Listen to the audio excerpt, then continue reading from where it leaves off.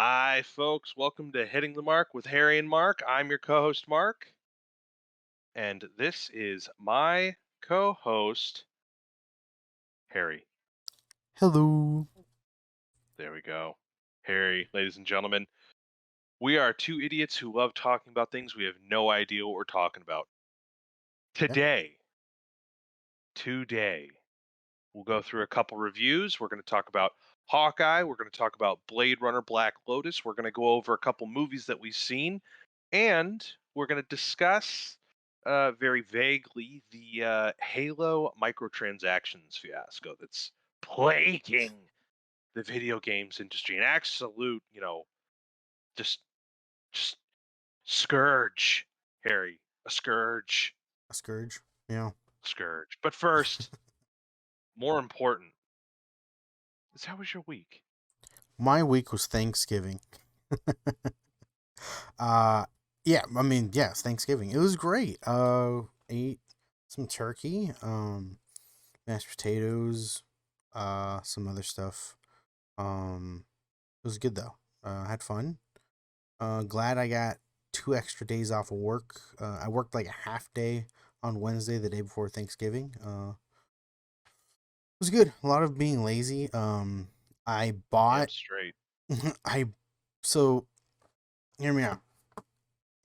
I paid $42 for Diablo 3 and Diablo 2 for the PS4. My God. So there it hey, all right, just hear me out. All right. So Black Friday sale, um they're selling the combo of Diablo 3 and Diablo 2. It's selling for 60, and it was on sale for 41.99. I was like, "Ooh, yeah, that sounds good."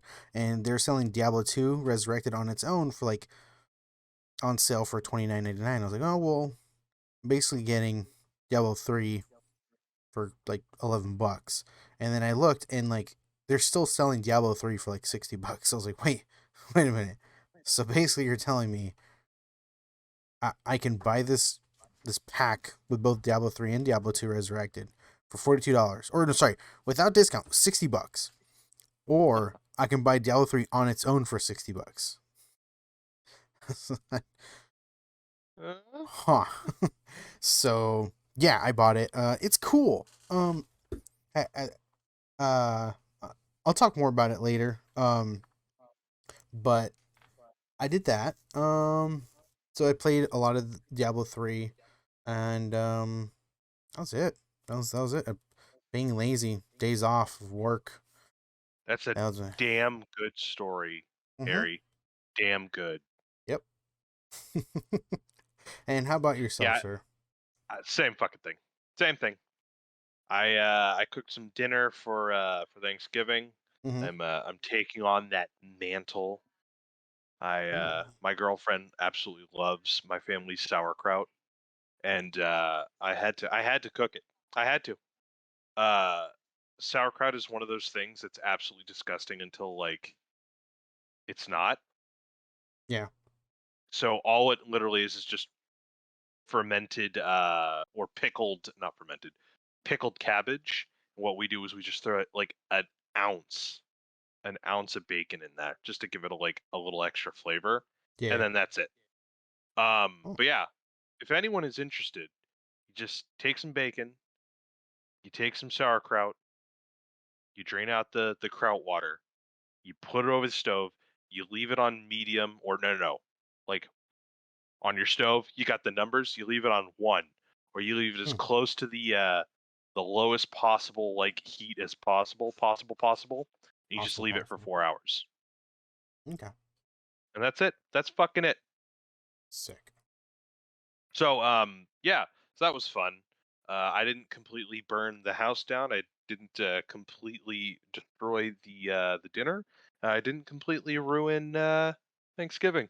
So That's good. I'll take that as a victory. Yeah. Uh, you and I caught two movies that we're going to talk about. We watched Ghostbusters Afterlife, and we watched. I'm just going to say it, Harry. Hmm. Front runner for Best Picture, Resident Evil: Welcome to Raccoon City. Son of a bitch. Front runner, front runner. I'm Front thinking, runner. I'm thinking the sequel.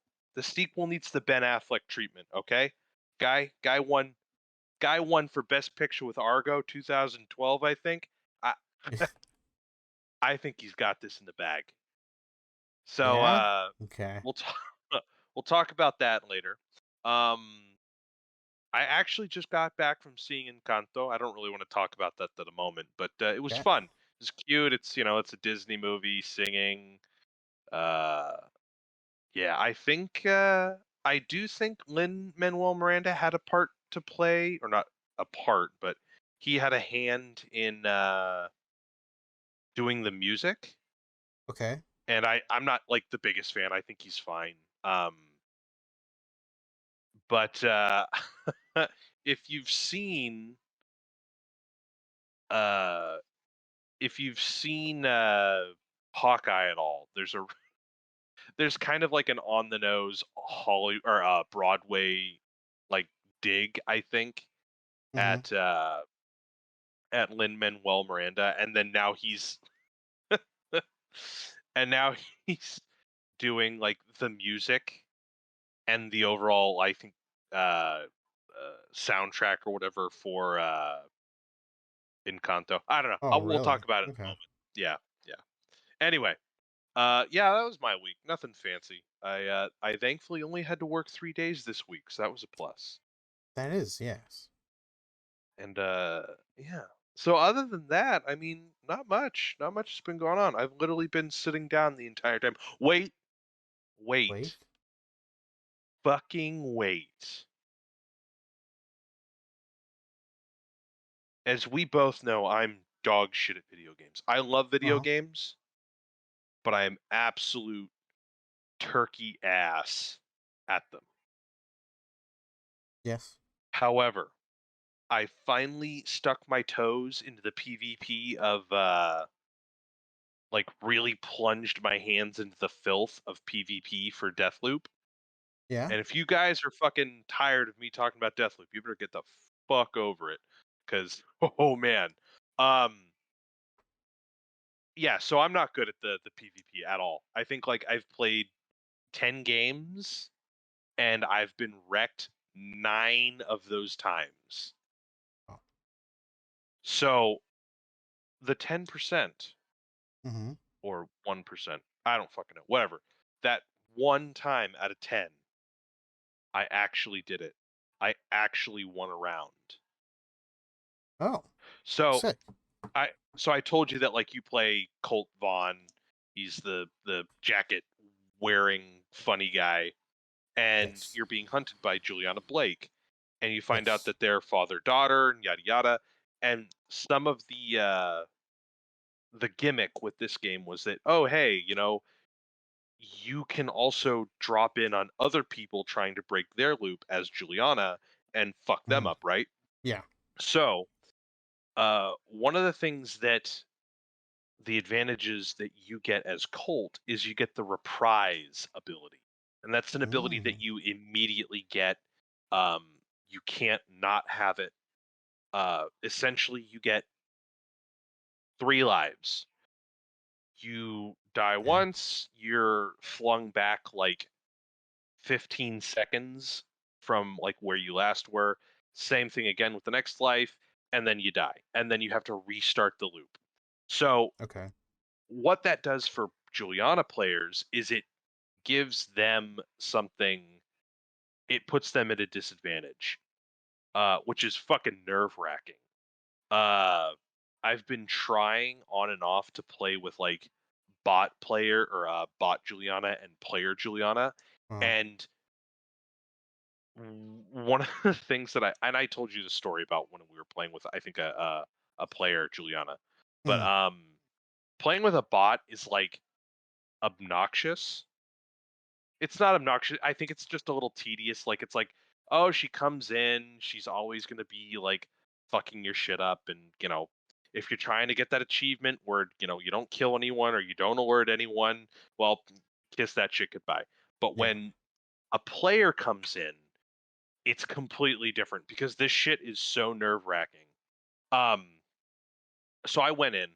Long story short, I went in to this level called the complex, and the complex is like on this river at the base of this giant like satellite or like radio antenna.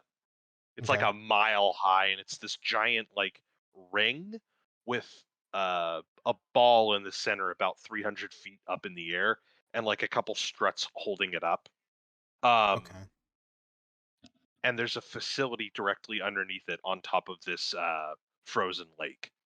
And I popped in, and I knew that there was an environment or a portion of the map where the character would or cult would have to go Right. because they have to kill one of these people. And this person in the game that they have to kill for this specific level has like 11 copies of herself, and you have to kill all of them. And I know that there are Okay. two of them that always hang out in this little lab area that has only two entrances. Yeah. So I booby trapped the shit out of one of them, and then I booby trapped the shit out of the other one where I knew he'd probably come from. And wouldn't you know it, my fucking game starts rubber banding. Oh And no. just as it stops, I hear a kaboom. Now, what Oh. happened is I saw what was happening as I was rubber banding. I laid Okay. down two mines because I'm that fucking crafty. Mm-hmm. Mm-hmm. Uh, the hallway where they enter, the the entrance kind of diagonally opens up before it reaches the main office room. Yeah. So I put down one mine in the center of the hallway for him, like, oh, hey, look, it's a mine. And then I put another proximity mine on the wall that diagonally opens so it wouldn't immediately be in his center view or in his field of view. Right. So he'd be like, oh, hey, look, that's not very smart. I'm going to blow up this one right in front of me and then get fucking a face full of shrapnel with this other one. And it fucking worked. And I chased this fucker down and I fucking blew him to smithereens. And I was Got him. like, okay, this is where I get fucked because I've only killed a cult once. I've never gone all three and I've never won a match. Mm-hmm. And I'm saying this to myself as I hear him fucking bolting above me, and I look up and he fucking teleports in front of me, and I just Oof. blow him away. I'm like, oh wow, cool. I'm fighting against an idiot. And then no. To be fair, like I do that shit all the time. If this isn't like Predator, okay? This isn't like, Uh, oh, I'm fighting against a highly intelligent fucking alien. This is this is whoops, I accidentally backed into you. Huh, whoa. So second life. yeah. I get to the third life, right? Mm-hmm. I climb up the stairs. I'm looking around. Oh man, I'm scared now. Except except I Okay. know that this guy's got invisibility and it's making me even more fucking scared until he fucking reveals himself. When you're Oof. playing with Ether, which is the Yeah. invisibility thing, you're not completely invisible. Oh. You're very invisible, don't get me wrong.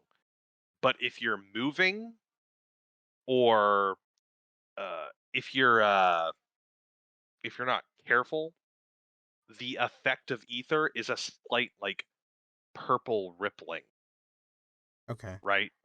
So the dude is hiding behind something that looks like it's rippling already, and I fucking pass him. And I'm like, Oof. wait, that's gotta be him. Fucking gotta be. I turn around and he starts fucking firing at me. And then I use Havoc, which is essentially like a bullet sponge ability. Mm-hmm. You turn that shit on, you turn red and evil, and like you're fucking hard to kill. So I turn around, we're fucking firing at each other, and he's actually getting the blink ability right. Like he's like whizzing around back and forth. And this Okay. shit is like the most badass I've ever felt. Like, oh wow, this is exactly how Deathloop was supposed to be played. And in midair, as he like accidentally, I can. Oh, it's so good. This is none of this is credit to me because I'm an awful player. Like this is all his mistake. But like he blinks. Blinking is the teleporting ability. He Okay. blinks, but he blinks too short to the nearest ledge, and I just eviscerate him in midair with the Oof. shotgun and the havoc ability. Mm-hmm. So I felt good. I killed him. and I stopped right there because it was never going to get any better. And I watched Encanto, and I cried, and now I'm talking to you. You cried? And Okay. that's my story. That's it. That's it. I I'm believe it. I'm never playing Deathloop again. It's never Oh, gonna get any better than that. Never. all right.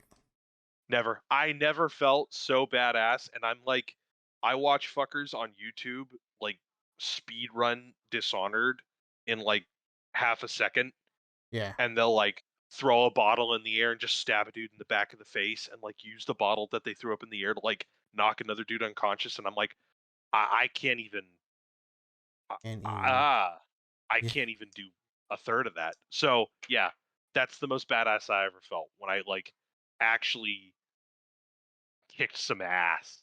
So Mm-hmm. yeah, yeah, Good you shit, know, dude. feel like heroes in our own way. But yeah, fuck yeah. So yeah, I'm kidding. I'm gonna be playing Deathloop for the foreseeable future. But yeah, so that was fun, and I've been Good shit. enjoying my time off. I helped Stace construct her tree. Yeah, going by the plastic tree. I've Mm-hmm. I've I've decided to stop being such a snob about it. When I was younger, I've told you the story, but we're gonna do it for all the folks listening. Mm-hmm.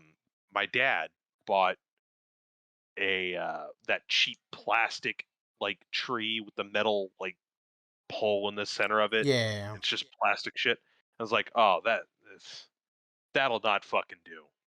So Christmas Eve, I go out, I get the freest, nicest fucking Christmas tree. And that's folks, you want a Christmas hack, go get a fucking Christmas tree Christmas Eve.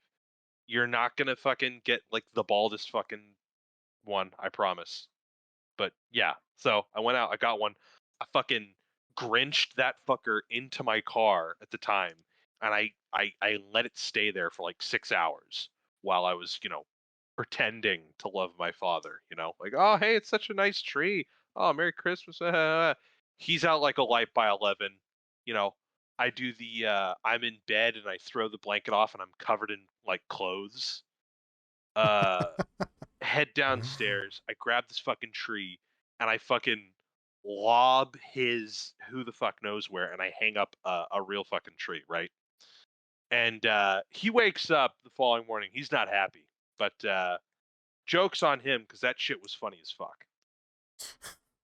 Yeah. But I have elected to let go of my preconceptions Mm-hmm. about plastic Christmas trees. This is a very nice one that Stacy and her roommate have allowed me to help construct. And I promise I won't replace it in the dead of night with a real pine tree. Oh wow. Oh, my girlfriend's insulting me. Oh jeez. But yeah, that's my week. That's my week. It's a good week. It's a good All in week. all, not bad. Not bad. Yeah, yeah. But would we like to start at your leisure and your Uh, choosing? yeah. Let's do it. So you know what? Let's just get it over with. Let's talk about the movies. All right. I just Okay. Okay. I know it's coming. Which one would you like to start with? God. Let's just let's just get it over with. Let's talk about Resident Evil. Harry, Yeah. would you like to talk about it first? Yeah. Let's just get it over with. All right. All right. Okay. Okay. Resident Evil. Welcome to Raccoon City. Um, what's not to talk? Let's. Oh, I got fucking. It's funny because I vented to my coworker earlier today as well. About it. So I'm gonna put out the score. I'm giving it a 6 out of 10. Oh fuck, Um, that's way better than I thought it would be. I'm giving it a 6 out of 10 because of what we discussed. If this was not a Resident Evil movie, it'd be entertaining. I'd have a good time. Um, Mm. the fact that it is what just ruins the score for me. Because I don't want to say I had high expectations, but I had expectations. I was like, yeah, this is, like, why wouldn't this movie be okay? It wouldn't be that bad. Um, I think because I had the expectation that they were gonna follow the story a little more. They have Leon Kennedy there. They have both Redfields. They have all the main cast of the um of the first two movies. Right. They have the entire. First two games. Sorry, yes, the first two games. They have the entire cast of the first two games. The villains, even the monsters. Everyone was there. And I was kind of stoked. I was like, dude, sick. Like, they're bringing all of them, right? And I Right. think I don't know if I discussed it in the podcast or someone else, but I was like, I think I can see them making both movies into one, or both two games into one. Like, I think I can see it happen. I don't know, like, like, if you really think about it, how fast can you beat a game? Like, you're kind of forced to beat certain bosses and all this other stuff. Like, I think it's doable. I think it's doable. And that's where I fucked up. um, Oh man. it was really hard for me to remove my mind from the games with this movie. Um, and usually I'm pretty good at that, right? I'm pretty good at just being like, this is just a movie. Who fucking cares? But for some reason, I it's not for some reason. I think the thing is they brought all the main characters into this movie, and I'm like, okay, cool. Like, not even like, like, we have our issues with the original franchise. Um, they didn't have any of the characters in the original, in the first one. They had nobody, right? They just had a bunch of people from Stars, and they had Alice, and you know what I mean. Like, it wasn't there. It didn't follow and didn't have any of the main characters. Until part Right. two, where they bring in Jill Valentine, and again, Right. she's not even the main character in the second Resident Evil. Um, I just this one again brought in all the main characters, and I think that's what really brought my hopes up. I was like, okay, they're gonna do it right this time. They're gonna follow the story, you know. Um, and they didn't. By a long shot, they were all they really did was, like, they had basically all the nouns they had correct, right? The people, place, and things, they had it right. The story was Got nowhere the near, down right. Oh, that's so good. like, nowhere near. They got Okay. um, and that's what, like, if it was strictly like, if I was gonna give it a score because of, if it's a Resident Evil movie and they're trying to do an adaptation of the games, I'd probably give it like a 1, cuz and that's only because they got the nouns right. Oh, um but yeah, I wasn't the biggest fan. But I will say, and I'm sure Mark will go into more detail, I thought they got the atmosphere correct. Um and I believe they had the atmosphere for the time period. The 1998 time period. I think they did a God, killer don't job. even. You you Don't. you, you can go Oh you can go into man. detail about that. All right. You Oh all right. So God. I'm the bad news. You're the good news. Okay. So um and yeah, they just really just the story made no sense. Fuck it. I'm going into detail. All right. Yeah, please. They No, no, go ahead, they Tony. they really portrayed Leon Kennedy poorly. And we discussed that night when we saw it. Oh, While I was good. ranting, they never gave him they made him into this dim-witted rookie who messes up on everything, and he never Like, hold redeems on.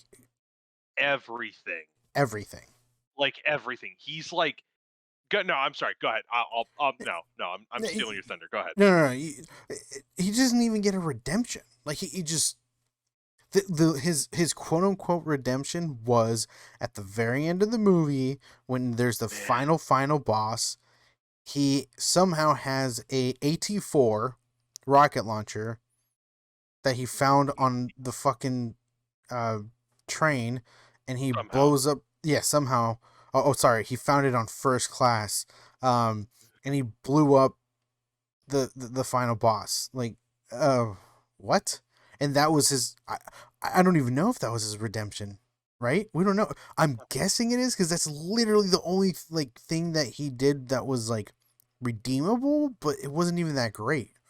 Right? Yeah. Like realistically, like, dude, you're shooting a rocket launcher in a small fucking train compartment, dude. You're not. Yeah, You you could. might as well have just killed everyone. Yeah, exactly. That was awful. Um, fucking the Redfields don't meet until way later in the storyline in the games. They actually are technically meeting in Resident Evil 3, which is they my friend was telling me they named it Project Veronica, right? Code Project Veronica, thank Veronica. you.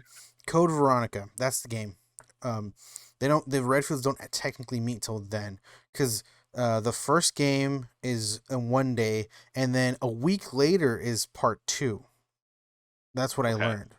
So there's a week in between those two games, and this movie tried to fucking put it under one night. Like Right. not even 12 hours, dude. Just one night. Hmm. um so the Redfields aren't supposed to meet till way later. They force them to meet and really how'd you fucking break into my house? It's a deadbolt. Blah blah blah. How do you break into a cop's house? Sorry, there's just a lot about it. Don't touch my motorcycle. Sorry. So cliche. So no, you're right. Oh, It's so bad. yeah. Um. Uh, So the Redfields aren't supposed to meet, right? Um. Wesker's supposed to be the leader of the stars groups. Um. And in this, he's just a member. And he's a member who. Okay. So Wesker is part of Umbrella, but he's manipulating Umbrella to do his bidding without them knowing. In this movie, apparently, Wesker is being told by an outside company or organization oh God. to do their bidding, Yeah, and he's taking down Umbrella. instead of the guy manipulating Umbrella from like the inside to control it, it's like he's just like a stooge for corporate espionage, Yep. who they Nick Fury like at the end. Yeah. They, So, they, oh so basically, he's like man, I'm doing it for the money. Like what? yeah, but it turns out he's just got a heart of gold. Yeah. Right. He won't shoot a kid. Uh. Oh man, um. he'll And then blow like the dad and the woman's brains out right in front of the right. kid, but nah, whatever. Not the kid. And Oh, then so good. spoiler alert, there's an after scene credit or after credit scene, whatever. And he's not dead. They actually took that. So the scene where there's a body bag and it lifts up 90 degrees, that's actually at the beginning of the Resident Evil game. That's like the intro. Um, but like he portrays it like he going, he does his thing and he's like freaking out, and then he can't see out of his eyes. He's freaking out, and then there's this person there, hands him like, here's some sunglasses. What they don't say that. I don't know what they say. I don't remember. So no, But no, it's so good. He's like, "Ah, my eyes, oh and they're like, "Oh, that's part of the process." oh yeah And here, take these, and he puts them on, and they're like so like iconic Wesker, and all of a yeah sudden, just all the life just fades from his face, and it's just straight deadpan Wesker face. yeah. It was So good. pretty bad. Oh, Um, oh man. so that's Wesker. I talked to Leon. The Redfields, yeah, again, they weren't supposed to meet. That didn't make any sense.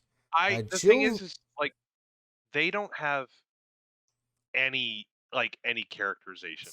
Like yeah, I give I give Leon Kennedy more characterization by virtue of the fact that he's the fuck up with the yeah, chip on his shoulder.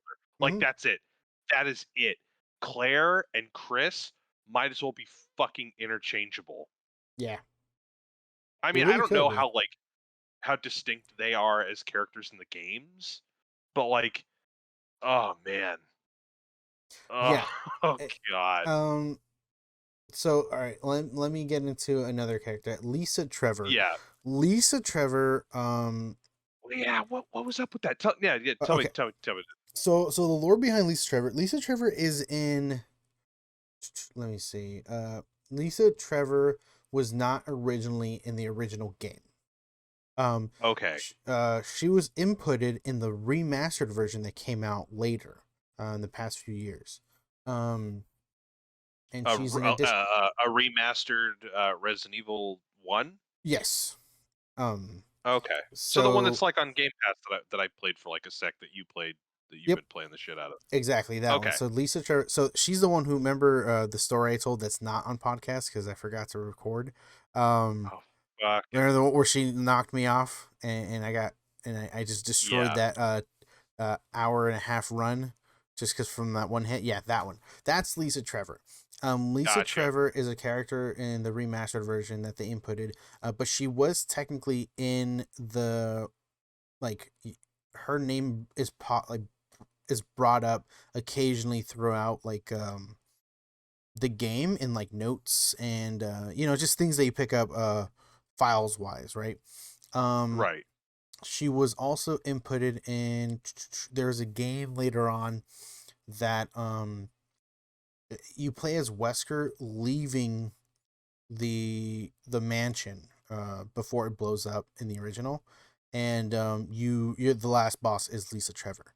um Oh. yeah, you have to try to like get by her without dying and whatever. So she is lore wise there, but she wasn't actually implemented in the original game until the remastered version. So when they brought her into here, I was like, oh, that's cool, they brought Lisa Trevor. That again getting me more excited because I was like, oh, they're actually like implementing even like the lore like that, right? um Lisa Trevor is the daughter of the architect who created that mansion. uh the architect, Okay. his wife, and his daughter Lisa were all there. um Umbrella actually started experimenting on the wife and daughter. The I think the architect had to like hide away because they were trying to like kill him, so they didn't know what he was, because he designed this mansion. They couldn't let him go out and tell everybody what he did, right? So they had to like Yeah. try to silence him. He ended up passing away in the mansion, like somewhere hidden. And then I guess the mom also passed away, but then Lisa, with all the experiments, she actually didn't pass away. She just became this monster basically. Um, Okay. and she gets away from Umbrella and she like goes underground, kind of like how it was in the movie where she kind of like was underground. No one can really find her, kind of stuff. It was the same thing in the game, but again, this was in the mansion, not like that orphanage. I have no idea why they decided to create this orphanage. Um, but they did. Whatever. It is what it is. Um, that's another thing that I didn't like. Lisa Trevor, like the way they implemented her character. Yeah, Uh, they silent hilled the shit out of that. It feels yeah, like. they really like. I didn't like that they made her a good guy. I'm not saying Okay. she's a bad character. She is one of the bosses that you fight in the game, but it's not that she's a bad character. She's just trying to. I don't know what she's really trying to do in the game. Yeah, she's just But like, "Oh, she's I want a friend. I want to warn people." yeah, like I didn't like that. Oh yeah, so the faces, that mask of faces, that's Yeah. actually Yeah, the what the fuck is up with that? I think one of them is like her mother, and then some other people. So like she Oh, made that mask for herself. wow, that's awful. Yeah. That's like uh that's like uh it's like that shelf with all the pictures of your ancestors, but on your face. Exactly. Oh, wow, that's fucking awful. So, again, I didn't like how they wrote Lisa Trevor as well. Um, Yeah. the they brought in the liquor in the orphanage for some weird reason. I don't understand why. Like Yeah. if they had the liquor at the police station, yo, I'd be down for that because that's generally where you find liquors in part two of Resident Evil. You find Um, liquor at an orphanage all the time. right, right. um, uh, other bad guys. Oh, Tyrant. Don't Tyrant's forget there. there was the typewriter reference. The typewriter reference. I don't know. There was a typewriter. Resident Evil has typewriters. Really, I didn't catch that. I thought it was in the beginning with the old woman receptionist. Yeah, it doesn't matter. Doesn't matter. Okay, Tell me about Tyrant. I okay, want to know about Tyrant. okay. Tell me about this Tyrant. Tyrant is the final boss in the original game. It's Okay. just this big mutated thing. Basically, it's Nemesis before the Nemesis program was there, right? Um, so Oh, hold on. I'm doing some research. Okay. okay, Is that the same thing as G? no, so the T virus and the G virus are different. So the T Okay, virus is because basically that's what the guy turns into, and he's apparently the villain in the second one, right? The second game, G. so yes and no. So the T virus is basically the T virus is like the zombies. That's the T Right. virus. The regular zombies is the T virus. The G virus is all the other, like the liquor, the tyrant, like that's all the G because it All the morphs them into sequels. basically. Okay, So that's I get you. the G virus. It's more like I can't find the right word. You like it's more like you turn into a bigger thing kind of thing. That's what G virus is. Where T virus is just Gotcha. like kills you, brings you back. Simple. Okay, so Um, the the uh the tyrant is that brain gorilla skin thing, right? so the original Tyrant is actually his first phase where he just has that arm, but he still like has a body, right? If that makes sense. Where like there's Okay. eyeballs and stuff. That was the Tyrant. When he starts morphing again, that is part of the G virus apparently, and he Wait, helps. no. You're kidding. No, Wait, he literally turns into Tyrant and G? yeah, Because if that's how it's you're explaining it, oh, that's. yeah, it's I'm yeah. looking at the art for it right now, and I'm like, oh wow, fucking Tyrant looks awesome. G looks fucking awful. Yeah. Because apparently that's what the God, I feel like I'm fucking talking without any context. The character in the movie Hmm. turns into a fucking big one-armed dude with eyes, Yep. and That that is Birkin, I think his name is, and he yeah. apparently is a villain in the second game who turns into a creature called G. But Yeah. like, if he turns into, I don't know how I feel about that. Oh well, I don't give a fuck. Yeah. Keep So they going. basically got the two main bosses from the first two. It's again, there's a lot of issues that I have here. Oh Story yeah, wise, story I'm wise, picking up. yeah. What story? Right. Um, but yeah, that's basically all everything, right? Like that's all the villain. Like you see zombies, you see the birds. You know, birds are a big thing in the original games. You see the dog, one dog. Oh Uh, yeah, the dog. Fuck yeah. yeah, like it's like just one dog. Okay. The main characters. Jill Valentine. I don't know how. I get Jill Valentine's like this big shot, but it's like okay. Like another thing. I think I talked about it that night. Um, Basically they make it seem like Raccoon City is like a smaller town, and then especially the sense of like, oh, everyone left because the only people here are left are the poor who couldn't move away because Umbrella left or whatever. Um, like Raccoon City is like a city. It's not a town, right? It's a city. It has buildings and stuff. It's just when you see the overlay, like that wide shot of the city of the town, it's just like Of this is Vancouver. it's Without tiny. wait, no, that's not true. Vancouver's a fucking bustling ass place. Yeah, Yeah. I get you. I know exactly what you It's mean. and the thing that I think I brought it up.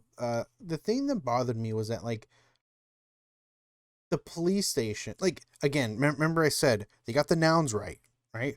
The police station, which is one of the main things in Resident Evil 2, and the mansion, which is the main thing in Resident Evil the original, are huge. Like I get a mansion has to be big because it's a mansion, but the police station is like This big metropolitan thing, right? it's fucking Yeah. massive. I'm like, holy shit, like that's how the Resident Evil or the Raccoon City Police Department looks in the games. It's that big, right? Mhm.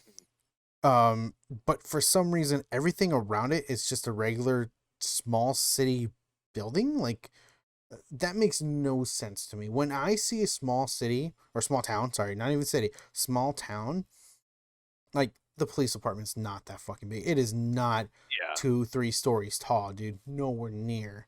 But for some reason, in this movie, they're like, yeah, let's make the police station the exact same size in the game, but everything else is just small city or small town. Like Yeah. that made no sense to me. That like how are you supposed to like you saw how many quote unquote zombies there were outside of the fucking police station? There was like a handful. You don't you can't tell me that they couldn't handle that. Like Yeah. the reason Raccoon City fell is because there was thousands of people there. It's a city, and they all got infected somehow, and it just went rampant. That it Mhm. was that. But for some reason, they're like, no, no, no, small town. Like, look, I get it if it's a small budget, I get it, but I don't know. They could have. I yeah. I think really forced it when they try to put two games into one. You just needed to stick because the thing is, just playing the one, just making the movie of the one game, the first game, you have plenty of details in that game to um to show like, hey, you know, we have a 2 hour movie, to shoot here. There's enough Right. in that. There's enough in that original game. Like you don't even have to bring in like one of the bosses, Yawn, which is a giant snake. Like you don't even have to bring Yawn in, or Neptune, which is a giant shark. You don't have to bring those in. You don't have to bring in all the puzzles. You can spice it up. Fucking referenced it. They referenced the fuck. Oh, how do you? What was an awful way to die? Oh, eaten by a snake or a giant bloodthirsty shark. Yeah. Ugh. God. So it's like you don't even have to put them in the movie, right? You can add some Hollywood spice into it, which is fine, but like it you have enough material in one game to make a movie. You have a giant mansion, right? You have enough of side story of like, oh shit, like oh man, they've known about this virus that's been going like um what's been happening in the mansion has been happening for a long time. Like that's not new. It's been happening, right? That virus has been outbreaking in that mansion with the laboratory and all the occupants of that mansion and laboratory underneath, like for a long time.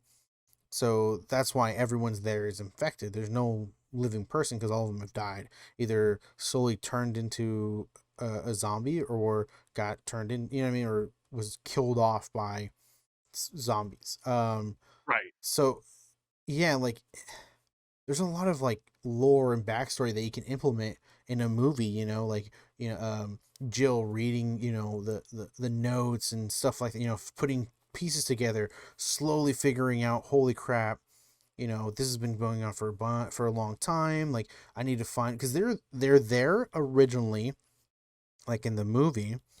Alpha Team is there to find out what happened to Bravo Team. So Right. you go in, and then shit hits the fan. You get into the mansion, and then you start trying to get your way out. Um, Obviously, you start putting pieces together, like, oh shit, this has been going on, blah blah blah.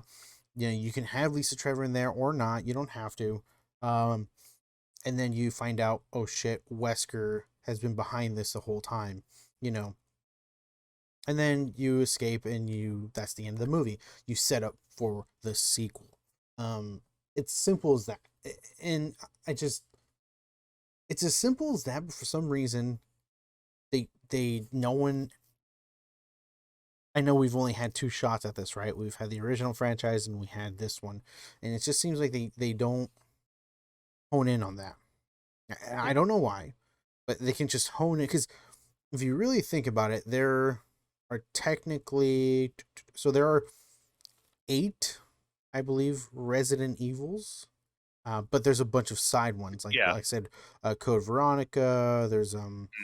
a few other ones. It's like, so you can really like go that route, right? Like, for example, the reason why Chris and Claire Redfield don't meet each other is because Chris is after the mansion. They try to expose Umbrella, but because Umbrella owns basically everything in Raccoon City, they paid off the captain of the police force, and they sent Chris off to like Europe or something. And so when Claire comes for Resident Evil 2, she's actually there to find her brother. And then doesn't find him, but shit hits the fan, and she's there for what happens. Um and so you can go with that, right? Like for example, Resident Evil 5 has Chris in it. Super buff Chris, but either way, Chris is in Resident Evil Oh, 5, yeah, and yeah, yeah. and you can follow that, because the thing is, they start getting away from viruses, and they start turning into parasites. Like in Resident Evil 4, it's a parasite. It's not a virus. And I think 5 as well is that. It's a parasite. Um so you have a plethora of stuff that you can do.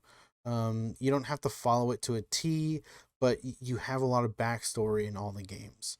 Oh I yeah. really think they failed that, of following the story. I get Um, you. I hear you on that. uh, but again, that's just me. Again, I give it a 6 out of 10.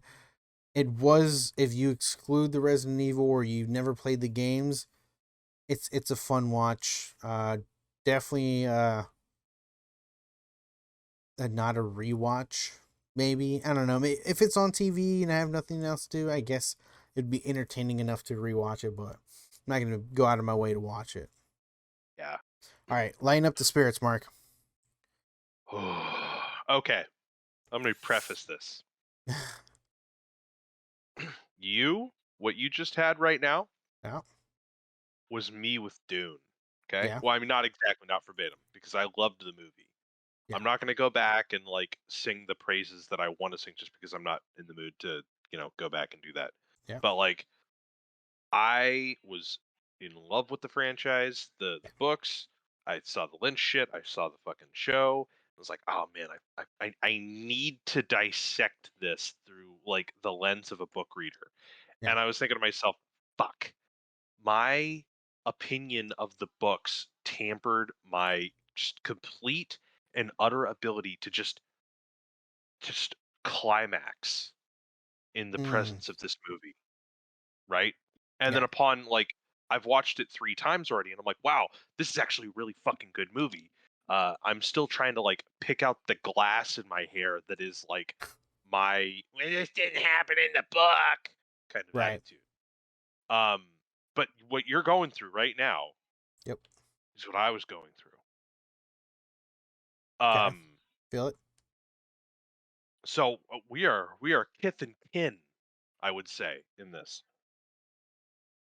Okay. So I want you to, with all the love in your heart, accept when I say that I fucking love this movie. Yeah. No. Yeah. No, Yeah. okay. Okay. This movie's bad. Yeah. This movie is bad. I feel like because of a couple, I think, comfy aesthetic choices and directing choices, Hmm. um, I like this movie. Okay. Like just for how it looks visually, like what you were saying. Yeah. Um, I don't think I can't wait until the writer director of Resident Evil Raccoon City listens to Hitting the Mark with Harry and Mark when they hear me say, I don't think the fucking writer director was smart enough to make the connection of like company towns owning everything and setting it in the 90s and also combining that with like the oxycodone or the oxy drug crisis in the 90s, Yeah. right? Like, don't get me wrong, the beginning of the movie is them in like an umbrella organization, uh, orphanage. We're all family, and there are billboards all over the place. But like, something gives me the impression that the guy just put that there. Like, I get that. Like, I'm being hyperbole. Like, he probably does understand like corporations and company towns. That's probably why it was made to be a little smaller. Mm. Uh, because of the nature of company towns and sizes and how they just collapse when a company leaves. I understand where you're coming from. Okay, let me get back on track. Yep. I enjoyed the aesthetic. I understand where you're coming from with the city. I think part of that was one to avoid the aesthetic of the previous franchise, where everything felt very 2000s-y and a little like Batman-y, kind of, Yes. like cheap 2000 schlocky. Um, so they went with like let's go with like a decaying kind of midwestern company town. Somersville. Uh, yeah, it, you know what? There you go. I like it. That would have actually been better. Um, where I think the original Resident Evil 2 that does the city kind of gets the idea of like the sprawl and like, oh, hey, we've got like a city and there's like going to be millions of these things or hundreds of thousands at least and like there's mass hysteria.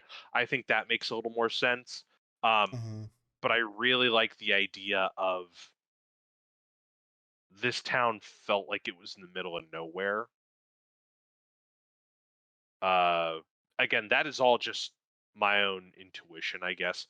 Um, the film itself has like nothing but like an orange hue to everything, which I don't necessarily care for, but it like tints rain and gives like this like cozy look, and I don't know.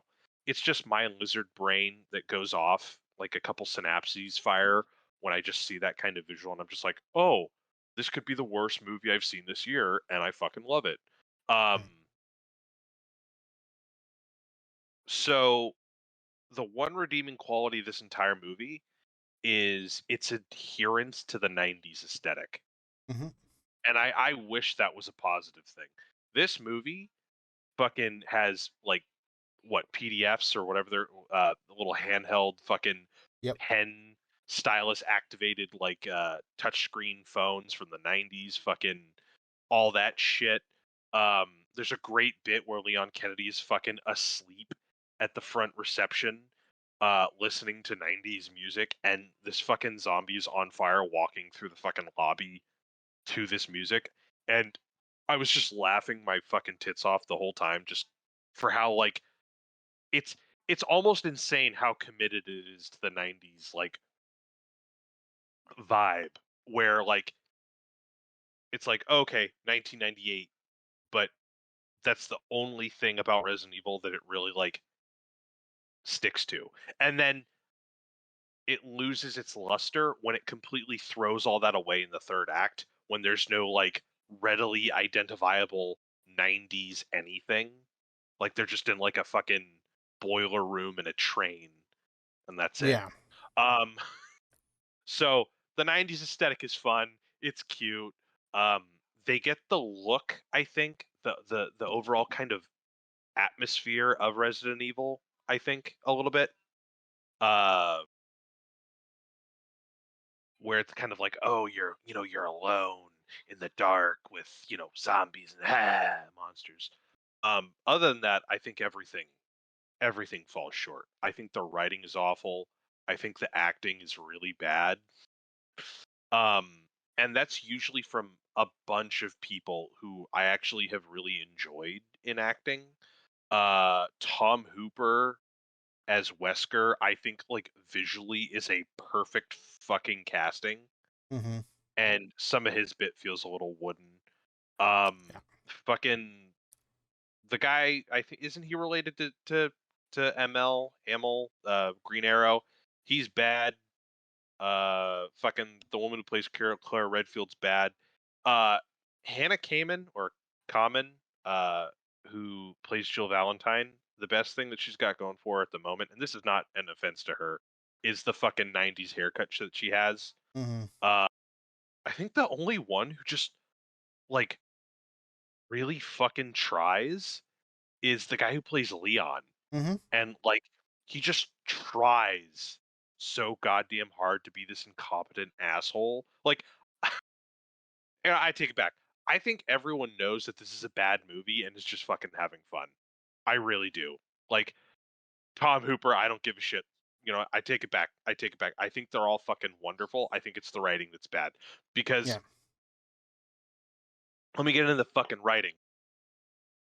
There's a part where Claire Redfield and Leon Kennedy meet up and they're at the Raccoon City Police Department and they're kind of like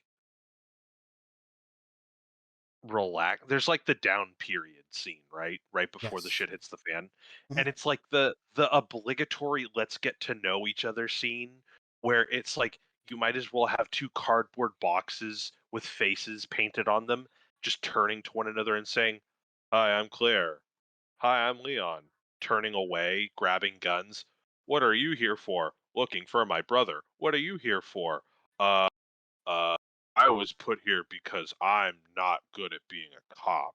Oh, ooh. It's like, it's just, it's, you can see it. You can Yeah. feel it. When Mortal Kombat came out and they were doing the training, right?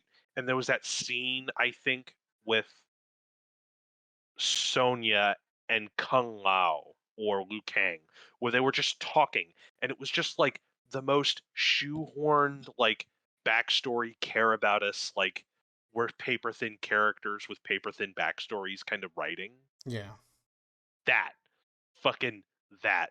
There's this bit where, like you were saying, where Claire breaks into fucking Chris's apartment or house or shed or whatever, and they're like just saying things, just fucking saying shit left and right. It's like, oh yeah, when you left 5 years ago, this had to happen. He treated me like a father, and da da da da da. Leave. I have to, and I don't know. Everyone's like saying their whole name to one another. Everyone's saying like their iconic name instead of like instead of just calling Wesker Albert or Al or something to give him like a little more personality. Like, wouldn't that be great? Mm-hmm. Like, bear with me. You take the most iconic bad guy or like the most readily noticeable bad guy of like early Resident Evil, right? And Yep. you know him as Wesker, right? You know him as Wesker. The guy with the shades, the slick back hair, who's a fucking monster, right?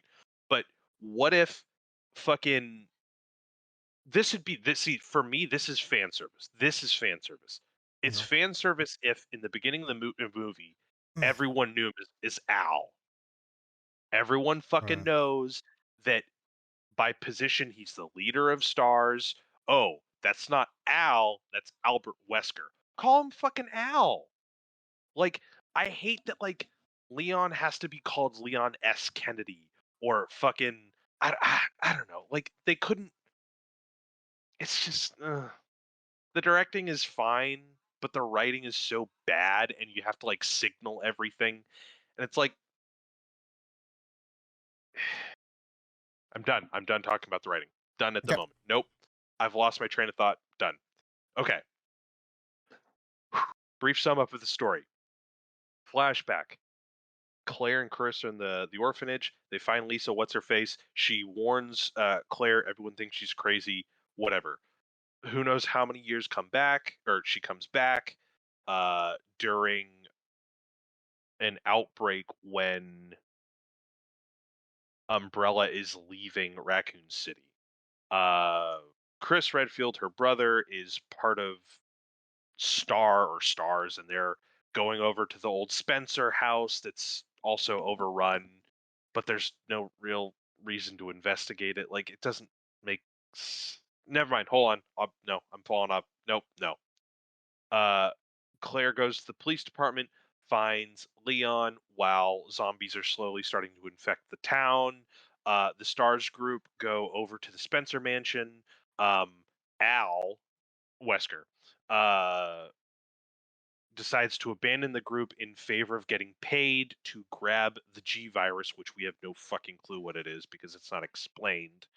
Um, he has a change of heart right before he gets fucking killed and dies like a slightly sympathetic death, while the rest of the Stars group meets up with the police department people, Claire Redfield and Leon S. Kennedy, and flee from the main villain of the movie, who is G, I guess, if that makes any sense. And they walk out of the tunnel as the place is leveled, and that's it. So, okay, that's the story. Let me collect my thoughts. The directing, I actually didn't mind. Hmm. I thought the directing actually created a solid sense of tension for me, at least. Um, there are parts of this movie where I was like, wow, I didn't think this kind of a movie would have this kind of a shot in it. Like, there's a racked lens. That's typically when like you have to have two in focus shots in the Okay. same screen. So that'll be like, when you see in an old timey movie where a guy answers a phone or a woman answers a phone, and Yeah. they are clear as day, and then you'll see someone in the background also clear as day. Yeah. That's a shot. So you have the lens, which has two different like I'm probably butchering the vernacular, two different shaped portions of one lens, and Mm. you have one person in this side of the frame that is able to be seen clearly, and another person on the other side of the lens that's also able to be seen clearly, and it just creates like a dynamic. So Okay. if you're trying to have someone answer the phone, it's typically like, oh, this person is a part of the conversation or is listening in, or uh, the relationship between one side affects the other side. Like, the shot didn't matter, it was just a cool shot. Yeah. Like, I don't think the guy really, again, like, I don't think the guy really understood what the point of the shot was, but like, it looked cool. And the fact that it was in there kind of like pulled me back a bit. I was like, oh wow, that's kind of weird. Like, it's a random like shot that shouldn't be there, but I like it anyway because it's like it's not the kind of shot you see in a movie like this. Like, it's only a $25 million movie, and it's literally just like a zombie movie. And then there's this great fucking shot where fucking Claire Redfield is riding back to Raccoon City with this fucking scumbag truck driver, and Hmm. they hit a zombie, and the zombie just walks off. That's another fucking criticism I have too that I'm going to talk about in a moment. Um, but what happens is she's looking on the road, and it's all rainy, and it's illuminated by nothing but the headlight of the truck, and both sides of the road are just nothing but forest, right? Yeah. And she looks and she keeps looking and looking, and the camera like zooms into the forest, and you see this woman's face, and that's a personal freaky bit for me, Mhm. but that's not the part that gets me. The part that gets me is then the perspective shot is in the forest zooming in on Claire. And that's, I don't know, like it's a shot that you don't see, and it's an effect that you don't really see often. Like in a standard zombie movie, most shots are fairly like bland. They don't really have much like uh like energy to them. Okay. But yeah, I that's pretty much the only bit that I thought was interesting. Um, I thought the zombies fucking sucked. Like, Yeah, I agree with that. so so let me get into like what I had a problem with. Mm. I didn't have a problem necessarily with how they were characterized Mm. as like slightly going insane, like zombie things, I guess. Like quick but still walking. Like that's fine. What I had a problem with is how they were directed. Okay. Because I'm going to go back to the shot that I was just talking about. The problem I have is that none of these zombies are directed to be zombies. Right. They're directed to be scary.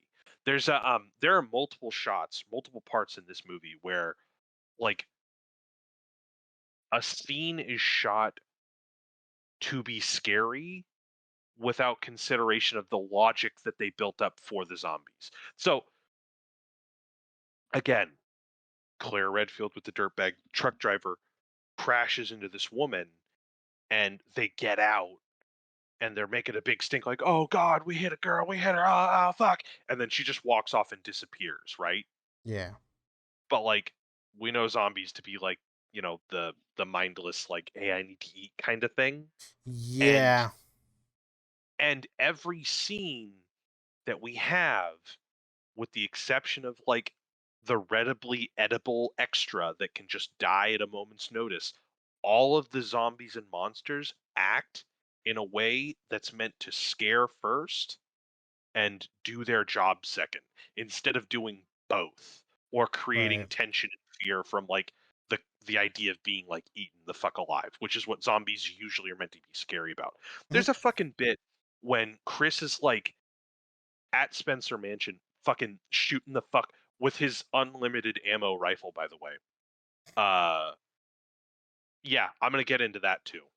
Uh just blowing shit away, and all of a sudden fucking he loses his flashlight or whatever, and he has his fucking lighter. And one of the downed cops that he was with, or that he went looking for at the mansion, starts to reanimate. And instead of this being like a oh I gotta fight him off me, it becomes like a that stupid cliche where it's like every time you turn your light on, it gets closer and closer.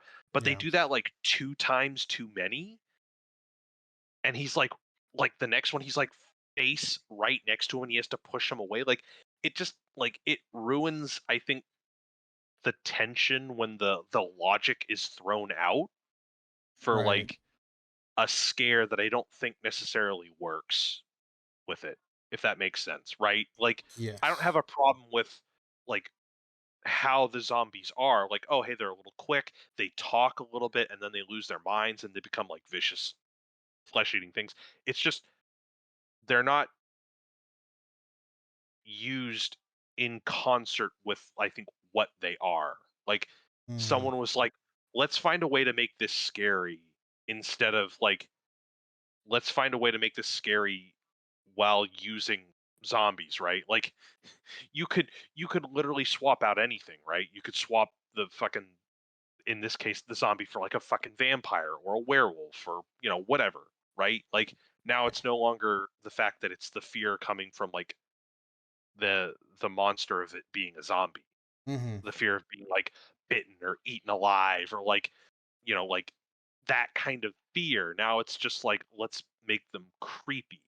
And there's nothing wrong with making them creepy. I would have loved if like if Claire Redfield and the dirtbag hit the woman, and the woman just dies, right?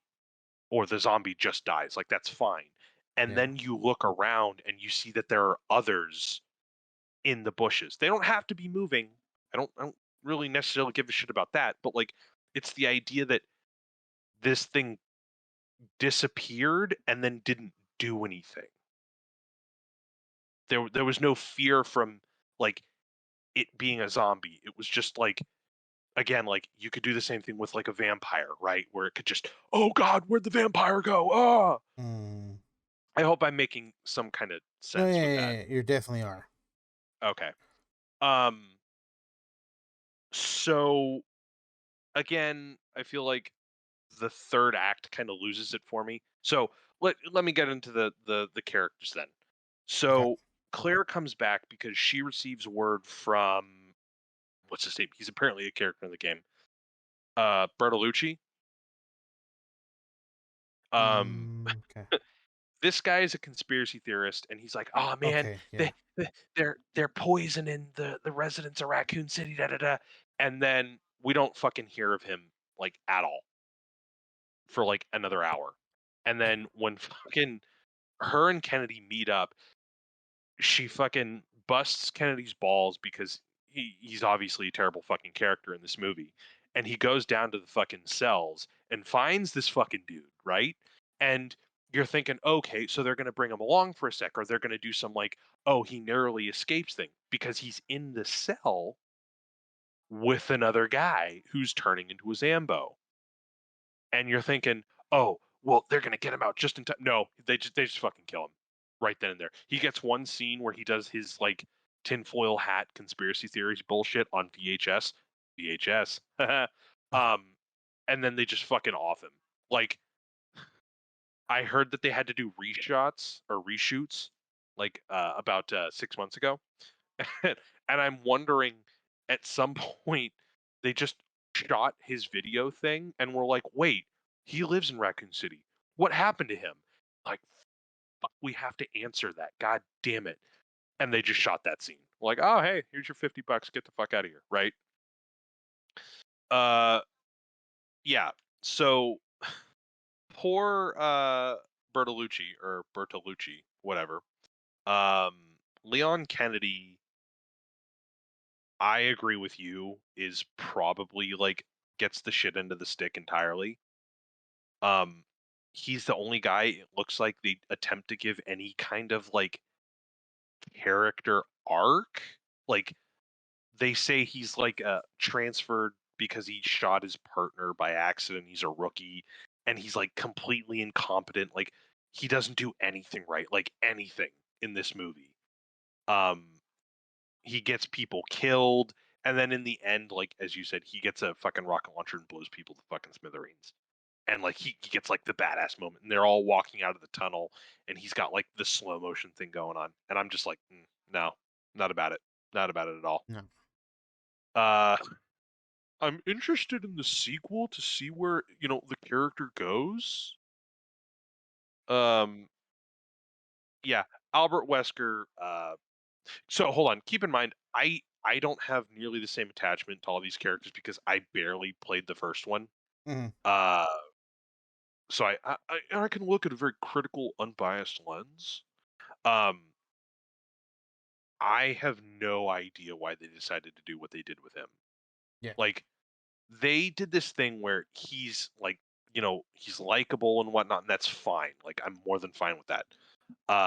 But then they made him like a corporate mercenary where he works for another company or group. Well, at the end, in the end credits, you find out he works for Ada Wong, Yes. but I don't know what any of that fucking is. Um, but again, like I said, like I barely know anything about the franchise himself, and I know that he's an Umbrella head honcho. So I would have really like loved if like they did something where it's like he works for Umbrella and they're telling him to get out, or they need him to secure the assets in uh Spencer Mansion, and his relationship with the other star partners comes into conflict with his duty at Umbrella. Like I would have Right. liked that way more. Mhm. Um and they didn't. It just, there isn't much of a difference. Like the conflict is still there. It just makes, I think, a little more sense. Like, you don't have to do this extra bullshit. Like, there's more drama when it's you're working for the guys fucking us over instead of you're just in it for the money. Because there's this moment where he's in a room with Jill Valentine, and he unlocks this door to wherever land, uh, and she's all angry and shit when she doesn't really understand what's going on. Like, she's metagaming a bit, and Yeah. she's like, "Oh, you're just in it for the money. Oh God!" And like, it's supposed to be like this big dramatic thing where it's like, he chooses, the money over her, but it's like that. You didn't. It would have just come off, I think, a little bit better if like he was working for the people who were responsible for this the whole time, Yeah. instead of like some dude just like scavenging. Um, Jill Valentine, I don't know anything about. Like, I know the character. Uh, they give her kind of like a sometimes badass, sometimes wayfish kind of thing going on. Yeah. Um, oh God, what the fuck? Neil McDonough, I don't care for as an actor, but he always like plays like a 75% kind of there kind of guy. He plays Yeah. Birkin, the guy who becomes G.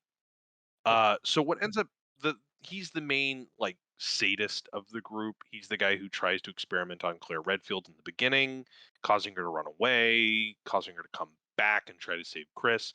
But he essentially finds out that they're evacuating Raccoon City, and he attempts to salvage the G virus, but the movie doesn't set up what the T virus and the G virus are, so I don't really know what the point is. He just like they do this thing where it's like, "Oh, I'm God. I'm doing God's work. I'm doing amazing things." And like, you don't really understand what the point of the thing that he has or what he's trying to secure Hmm. is until he uses it and he turns into G. And he's just this big spiky armed one armed thing with eyeballs, and then turns into an even bigger monster. But like, it I don't know, it just derails the third act where it's like, I feel like you could have just cut this character out entirely. I don't know. I feel like you could explain it better, but I'm trying to find like a movie thing that makes all of this work, because I was talking to Right. you about Yes. how I think this could have worked better, and I was thinking just cut out the scene where Claire and Chris meet and have them completely separated the entire time and Yeah. reunite at the end. And see, I would have loved personally, because I think you could have made both games into one movie. I Yeah. really do. Because I think Claire Redfield's like her and Leon should have been the mad dash to survival thing. Like, oh shit, I don't know how, but we got to get to fucking Spencer Mansion. There are tunnels and shit. And then that should have been like the A team MacGyver. Like, how do we get there from point A to point B, right? Right. Yeah. And Chris Redfield's should have been like the slower, like, we don't know what's going on. Like, the person who has all the information or is getting like the majority of the information is Claire, right? She's Yeah. at the precinct. All hell is breaking loose more obviously in the city, and we need to figure out how to get out of here in time. And then the more intimate slow boil is Chris Redfield, right? Like, oh man, we went to the Spencer mansion. It's like everything's quiet, and then we kicked the hornet's nest. We've got zombies, we've got experiments, we've got a corporate dude like who's trying to betray us. Like, I feel like that could have worked a bit more, and then you get them together in the third act like they are, and figure out what to do from there. But you have more to work with if you start off with like Chris at the police station, and then going to Spencer Mansion, and then so act 1 is Chris at the police station. Act 2 is them beginning at I'm sorry, hold on. Collecting my thoughts.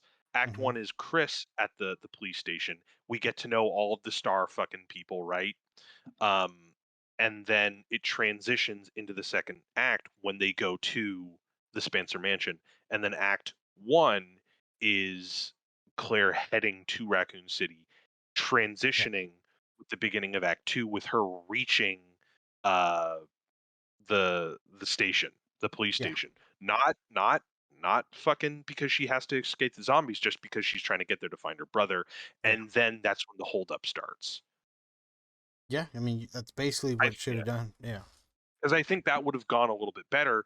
And then on top of that, I don't know. I feel like the Birkin thing felt half baked because it's like, oh, he sneaks into some portion of the Spencer house or the Spencer mansion or the underground catacombs underneath Raccoon City. I don't know when he does this. That's the thing. Like Right. he does this and then Wesker finds him, uh kills or attempts to kill him and then kills his wife. But anyway, so like if they wanted to keep him as the main villain, that's fine, but like I feel like it might have been more interesting if he was paired off with Claire, right? Yeah. Like, oh shit, God damn it, I gotta get that vial of G virus. Fuck. There are zombies all over the place. I don't have hand to hand combat training and shit. And then he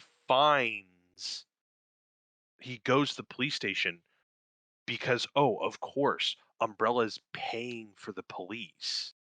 And then what does he find? He finds Claire Redfield, who doesn't fucking trust him. He finds the police commissioner dude who's batshit fucking crazy. And then he finds a fucking, like, thumb sucking ass clown like Leon Kennedy. Hmm. But then he's like, "Oh shit, if only I can tag along with them for what I need." Yeah. And then the end of the third or the end of the second act is them all, or like, you have to do a little bit of bloodletting, like the wife dies, the commissioner guy dies or whatever. But you lose off a couple people and then eventually uh Wesker and him meet up and there's a conflict there, right? Yeah. So Wesker uh has something that Birkin wants, or vice versa, or whatever. And the conflict comes from the two of them, the same way it does in this movie, but just not as stupid. Hmm.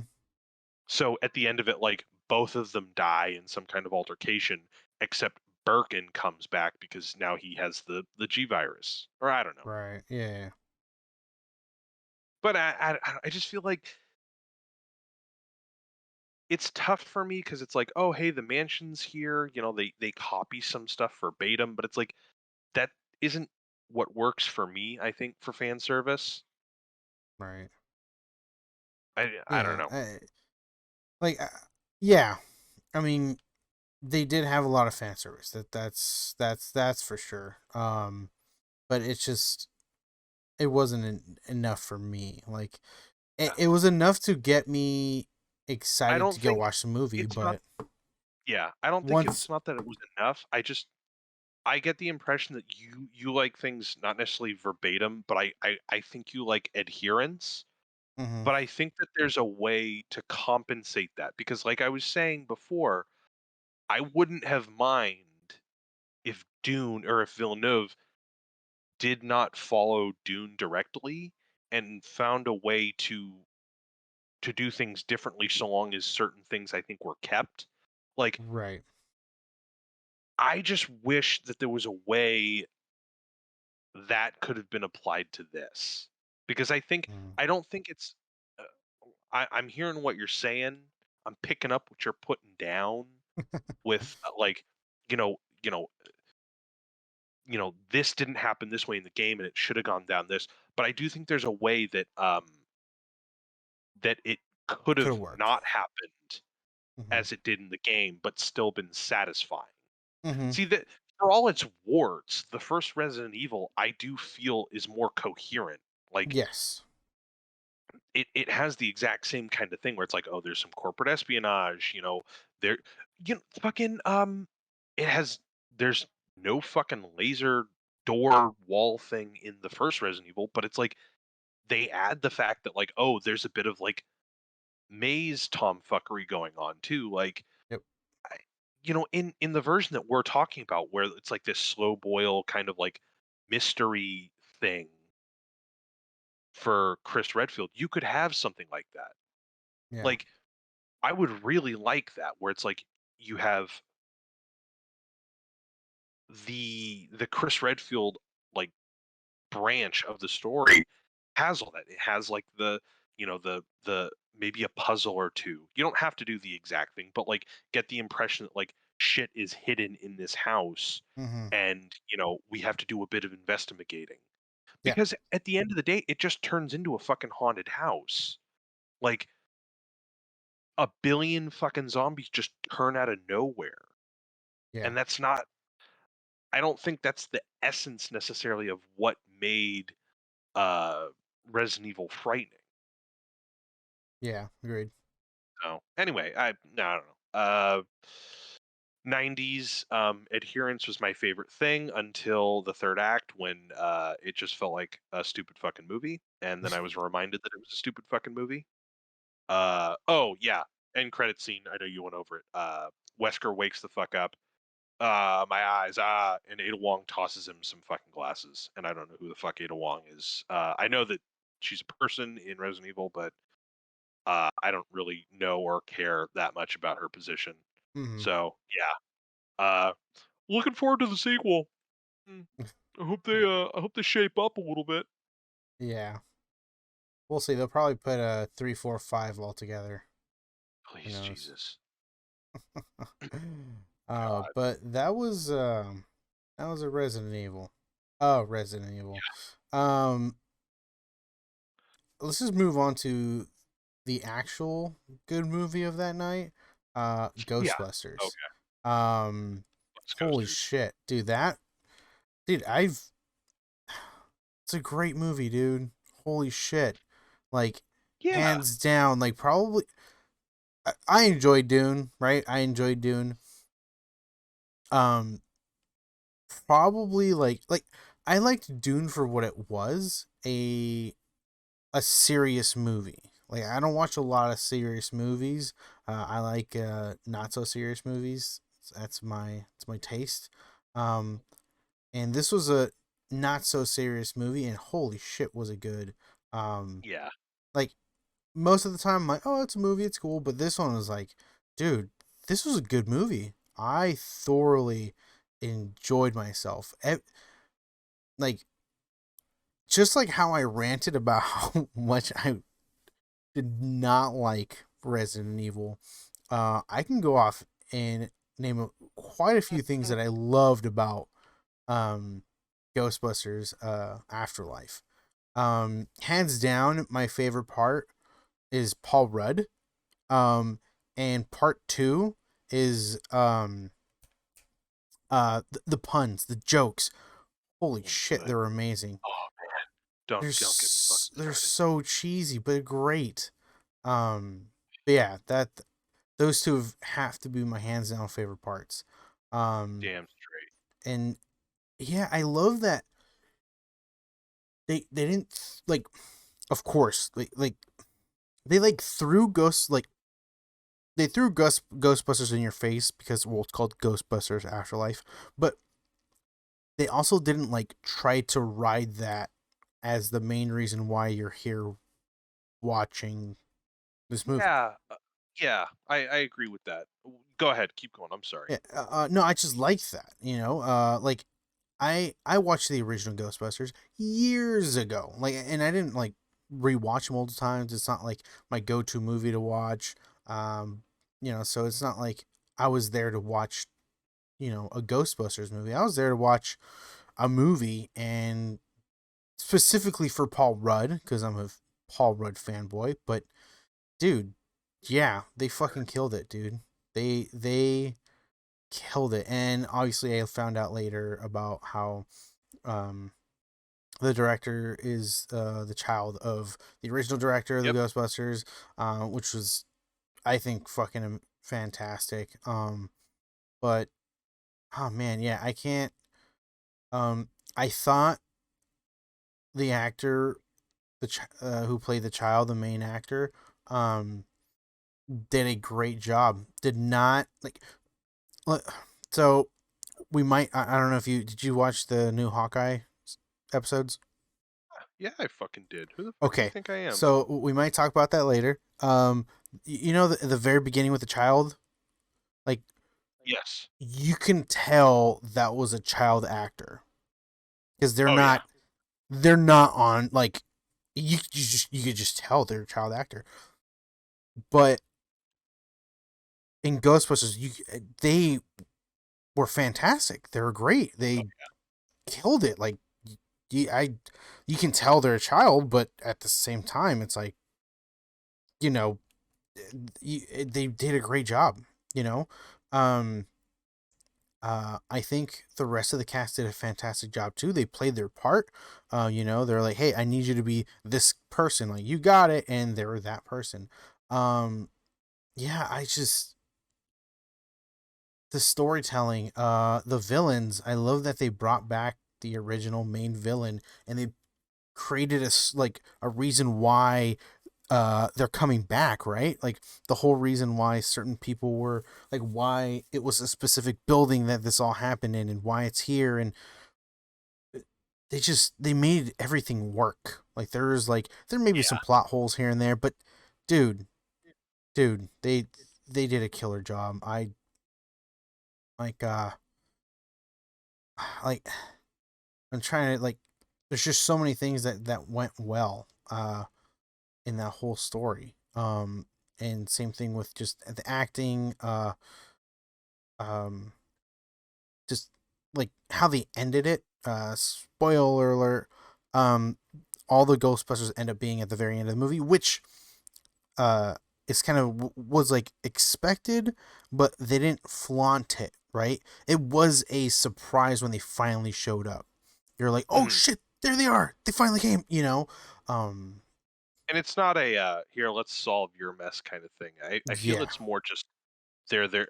I mean, they didn't really have much utility, but right. uh, you know, go ahead. I'm sorry, I didn't mean to. No, you're right. Like they didn't technically save the day.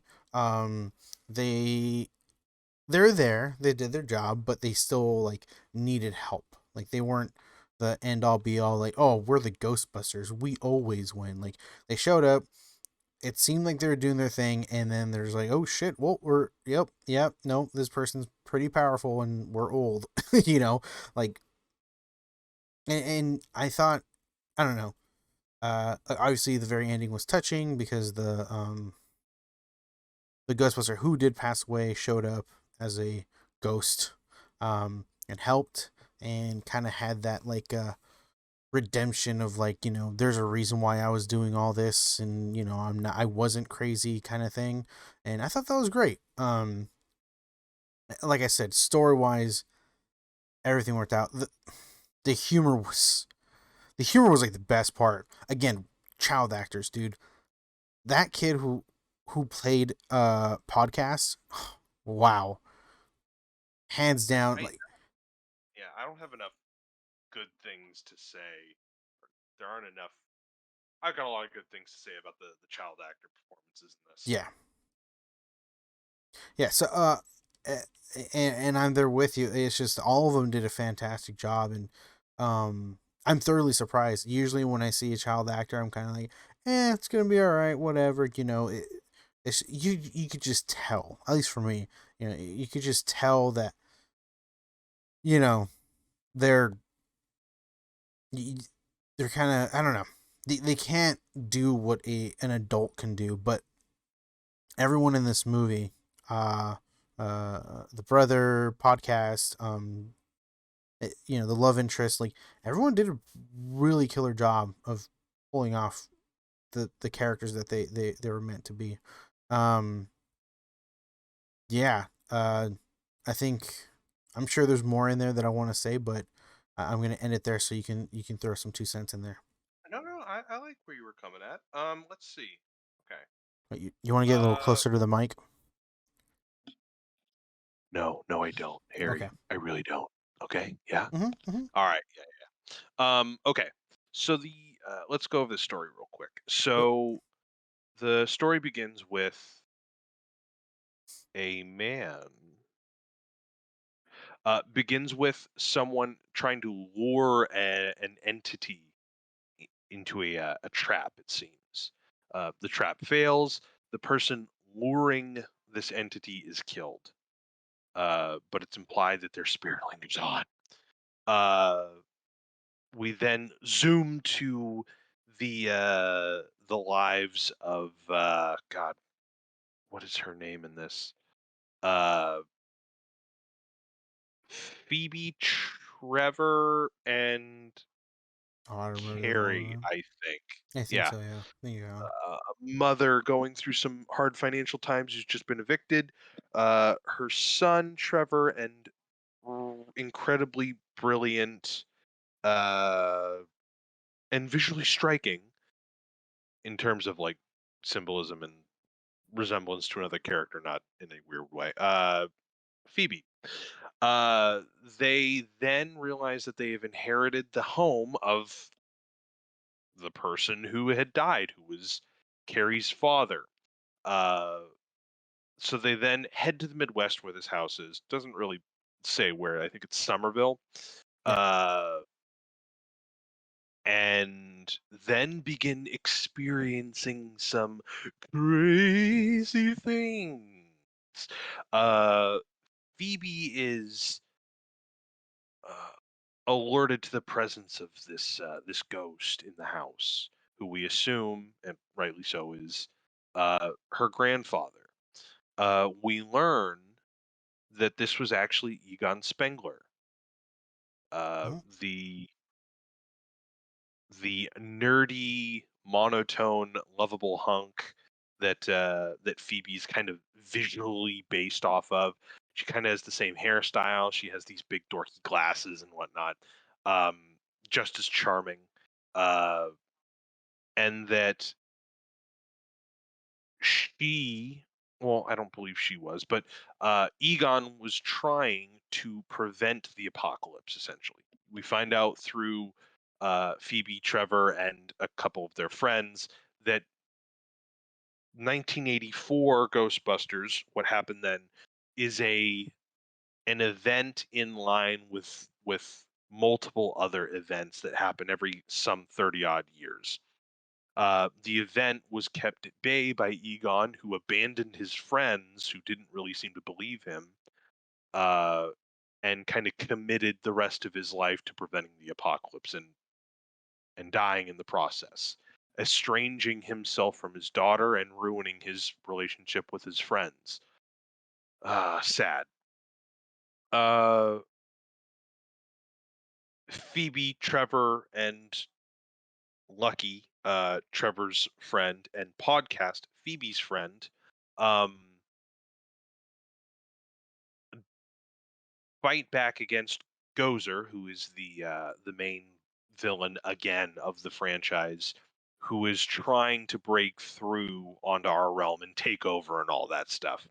God, I feel like I'm missing a bunch of stuff. I'm not trying to get bogged down by the minutia, but uh, they, you know, at the end of it, they do end up beating Gozer with the help of the original Ghostbusters, and heartbreakingly, the help of Egon Spengler, who helps just enough to defeat Gozer and then passes on to the another plane before not before reconciling with his daughter. Uh, fuck. I feel like that is a very bland explanation of the story. Uh, so what ends up happening is I don't know if he planned this, but uh, Spengler essentially okay, hold on, yeah. collect my thoughts. I don't know if it was specifically told or stated, but in the previous Ghostbusters, the first Ghostbusters movie, uh Dana and God, I don't know his name, but Rick Moranis, Sigourney Weaver and Rick Moranis are possessed by the gatekeeper and the keymaster. They consummate and bring about Gozer, who is the god person, the really attractive androgynous demon person. Uh, I don't know if they explain that or go in depth in it, but in this movie, it's explained that for Gozer to exist in this material realm, uh, for Gozer to exist in this plane, Vinz Clortho, the gatekeeper or the keymaster, and Zool, the gatekeeper, uh, God, they explain it fairly easily, but I feel like I'm forgetting something. Mhm. They exist on their plane as like weird dog Anubis looking motherfuckers, and then pass over to on this world as like the dogs that we've come to know and love. They then possess human beings, i.e., Carrie, Phoebe's mother, Phoebe and Trevor's mother, and Paul Rudd, Oh. the summer school teacher of Phoebe. Um, so one of the interesting little things that they add to the story is that these two need to exist on this plane to tether Gozer, right?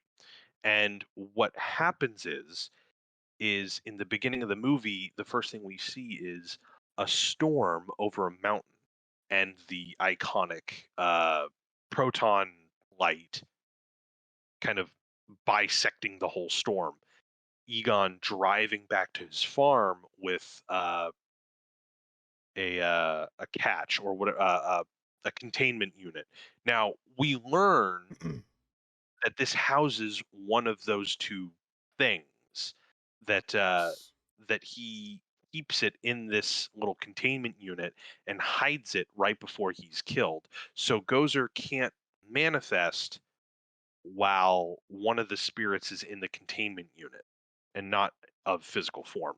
So they elaborated on that, and I'm sure there are plot holes if you looked, but they provided actually a pretty good amount of reasoning or logic behind how Gozer could exist in this plane. So Phoebe, who is being led by Egon through kind of like moving chessboards and kind of like the uh, the ecto detector. That's probably not the term, but it's the thing that measures ectoplasmic energy. Uh, Finds his little underground workstation and finds the containment unit that's housing one of the demon dog people. So what ends up happening is uh, the movie mentions that there are these seismic events. So we meet Gary Gruberson, the substitute teacher, Paul Rudd, and he explains to Phoebe that this place falls on no tectonic plates or no fault lines, and yet it's the subject of all uh, these tremors, these unusual tremors that don't work necessarily on like a volcanic level or like a shockwave level. Yeah.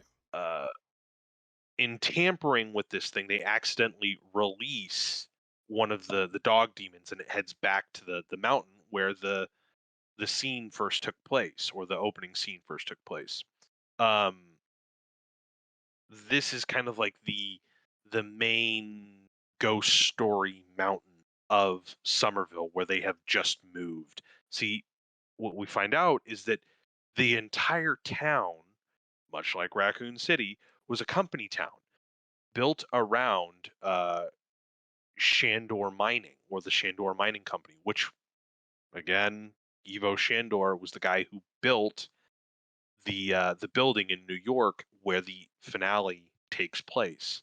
Um, the mining company is the place that like mined all the selenium to to create the girders to build the building. Funny enough, by the way, funny reference. Selenium is also an element which is very no. Selenium is a kind of MacGuffin element used in the movie Evolution. Evolution was filmed by Ivan Reitman, the original director of Ghostbusters 1 and 2. Hmm. So Uh, Harry, all one of you audience, I'm sorry if this is convoluted. I'm trying to remember this Nope. off the top of my head. Uh, and I'm trying to remember the important stuff without getting bogged down in like, oh well, Paul Rudd and Carrie Coon, like, oh, they want to have a relationship. Uh, so Phoebe befriends a young man named Podcast who, fuck, I knew I was going to do it. I knew I was going to forget. I was going to begin the opening of the podcast exactly how Podcast did with some fucking Twilight Zone Ah, bullshit. God damn it. Next week. No, I can't do it next next week week. because I said I'm going to do it next week. God damn it. My life sucks. Anyway, befriends Podcast, and he's like, I looked at him or I looked at Harry and I was like, this is him. This is us. He's us right now, except he's way more, successful. Yeah. He was like, "Oh man, it really found its voice in the 46th episode." And fucking, if this isn't the 46th fucking episode right now, I'm gonna fucking shit. I swear to God. It's Um. 43rd. Oh man. Okay. All right. All right. Close. So he's kind of, honestly, I would say he's kind of the chronicler of this story. Uh. The the group that ends up putting on the outfits and the proton packs essentially kind of mirrors the original cast. Phoebe is the brains. Podcast is kind of like the heart or the heart. Uh, Trevor, no, or what's his name? Finn, I think his name, Finn Wolfhard from Stranger Things. He's kind of like the Venkman character, and Lucky is kind of like the Winston Zedmore character. Ernie Hudson. Ernie Hudson. Yeah, I love Ernie Hudson. So all at the same time, to a lesser extent, uh, Trevor, who is kind of mechanically inclined, whereas Phoebe's more of like an engineer and just all around intelligent. Trevor's been reviving the Ecto One, which has been parked inside the barn at this farm, and he's been joyriding it and kind of trying to get a life for himself, get to know some of the people. He's got a crush on a girl, and he kind of just wants to live his life. And they end up meeting somewhere around the middle when Phoebe is testing a proton pack with Podcast, and they find a spirit that is. Uh, loves eating metal, and the two of them meet up, use the Ecto One in a very fun car chase scene to wrangle the ghost. And this is a fun scene in particular, just because it's like there's a gunner's seat with that Phoebe's on, and she's like got the proton pack fucking with the ghost and shit. And Podcast is using a remote controlled ghost trap, which again, like, this isn't really like, this is amazing, but it's like really fun additions to, you know, what people really liked about Ghostbusters 2, which is like the fun, stupid technology that these guys were fucking around with. Yeah. Um, let's see. All in this time, by the way, we find out, or Phoebe and Trevor, along with their friends, find out that in the mountain where all this shenanigan had been going on, there's a chamber that has been carved out by Ivo Shandor, who is kind of like in a state of animation or suspended animation. His body kind of rises every time this earthquake happens. But what's going on, what's causing the earthquakes is Egon has jury rigged a couple of proton packs to withhold this storm of spirits that's coming out of the bottom of this mountain.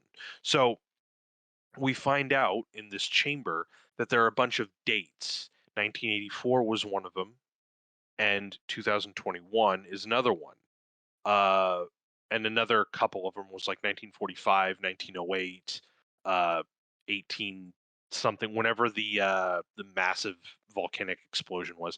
But either way, there's like this is like uh, this cataclysmic event that is being timed. And Ivo Shandor has apparently found that out, built a temple in worship of Gozer, and uh, and this kind of like well or sacrificial pit. And in the pit are these rising souls. And that's where Egon has jury rigged uh, these traps to prevent it from happening. That's what's causing the shock waves. The apocalypse that's being charted on this wall with all these dates is already supposed to happen, and Egon has been preventing it. So this whole time, Phoebe and Trevor are slowly finding out that their grandfather is Egon, and their mother, who wants nothing to do with Egon, uh, is constantly at butting heads with them on it. But they're finding out slowly that he didn't just leave. That their grandfather, we don't know until like 2/3 of the way through the movie that it's Egon. We don't know that that it's Egon. So it Yeah. becomes a little more potent as we learn eventually that he didn't just go crazy or just leave his friends for nothing or leave his kid for nothing. Like, he did it to save the world. And that's kind of, I haven't been selling that enough. There's a scene, if I could go to a tangent real quick, where uh in the aftermath of getting the muncher, the metal eating ghost, she is arrested and spends a little time in jail, and she, instead of calling her fucking mother, calls Ray Stantz, the other member of the Ghostbusters.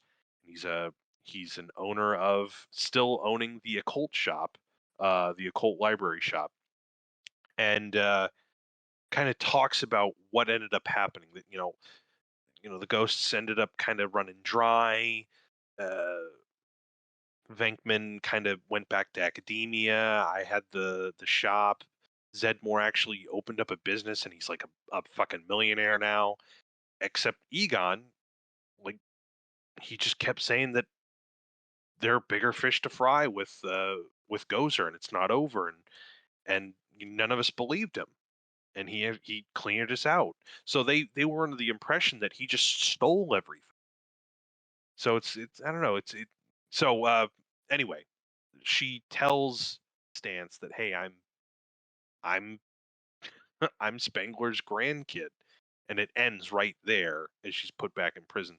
Anyway, gets out, finds that out, and while this is happening, uh, Zool and Vince Cortho possess uh, Carrie Coon and Paul Rudd, Phoebe's mother and summer school teacher, respectively, and pretty much the same thing happens as it would in the first Ghostbusters as it does now. Possessed, they consummate, they go to this temple that's in the mines and summon Gozer. Except what happens now is uh, Paul Rudd, possessed by Vince Cortho, has destroyed the jury rigged proton packs. So Mm. then is kind of like a hot potato game where they capture one of the dog beast demon things and try to get it back to the farm to get it trapped, where there's a bunch of like 1,000 or tens of thousands of traps underneath the farm. uh and that's when the Ghostbusters come in. They're kind of like, hey, we'll take it from here. They get wrecked, and Phoebe's like, no, let me actually do the hard work, and does the hard work, and is about to kind of get wrecked when they pull a Harry Potter moment. The ghost of uh of Egon Spengler comes, kind of holds the proton pack with her. It's a very touching moment. They keep Gozer at bay long enough to open up the traps, get the power running, and capture the entire ecto storm, if you will. So and then they have that send off where the mother realizes that that he left for this reason, that she was loved, and his friends realize that he wasn't a fucking bag of dicks and all that stuff.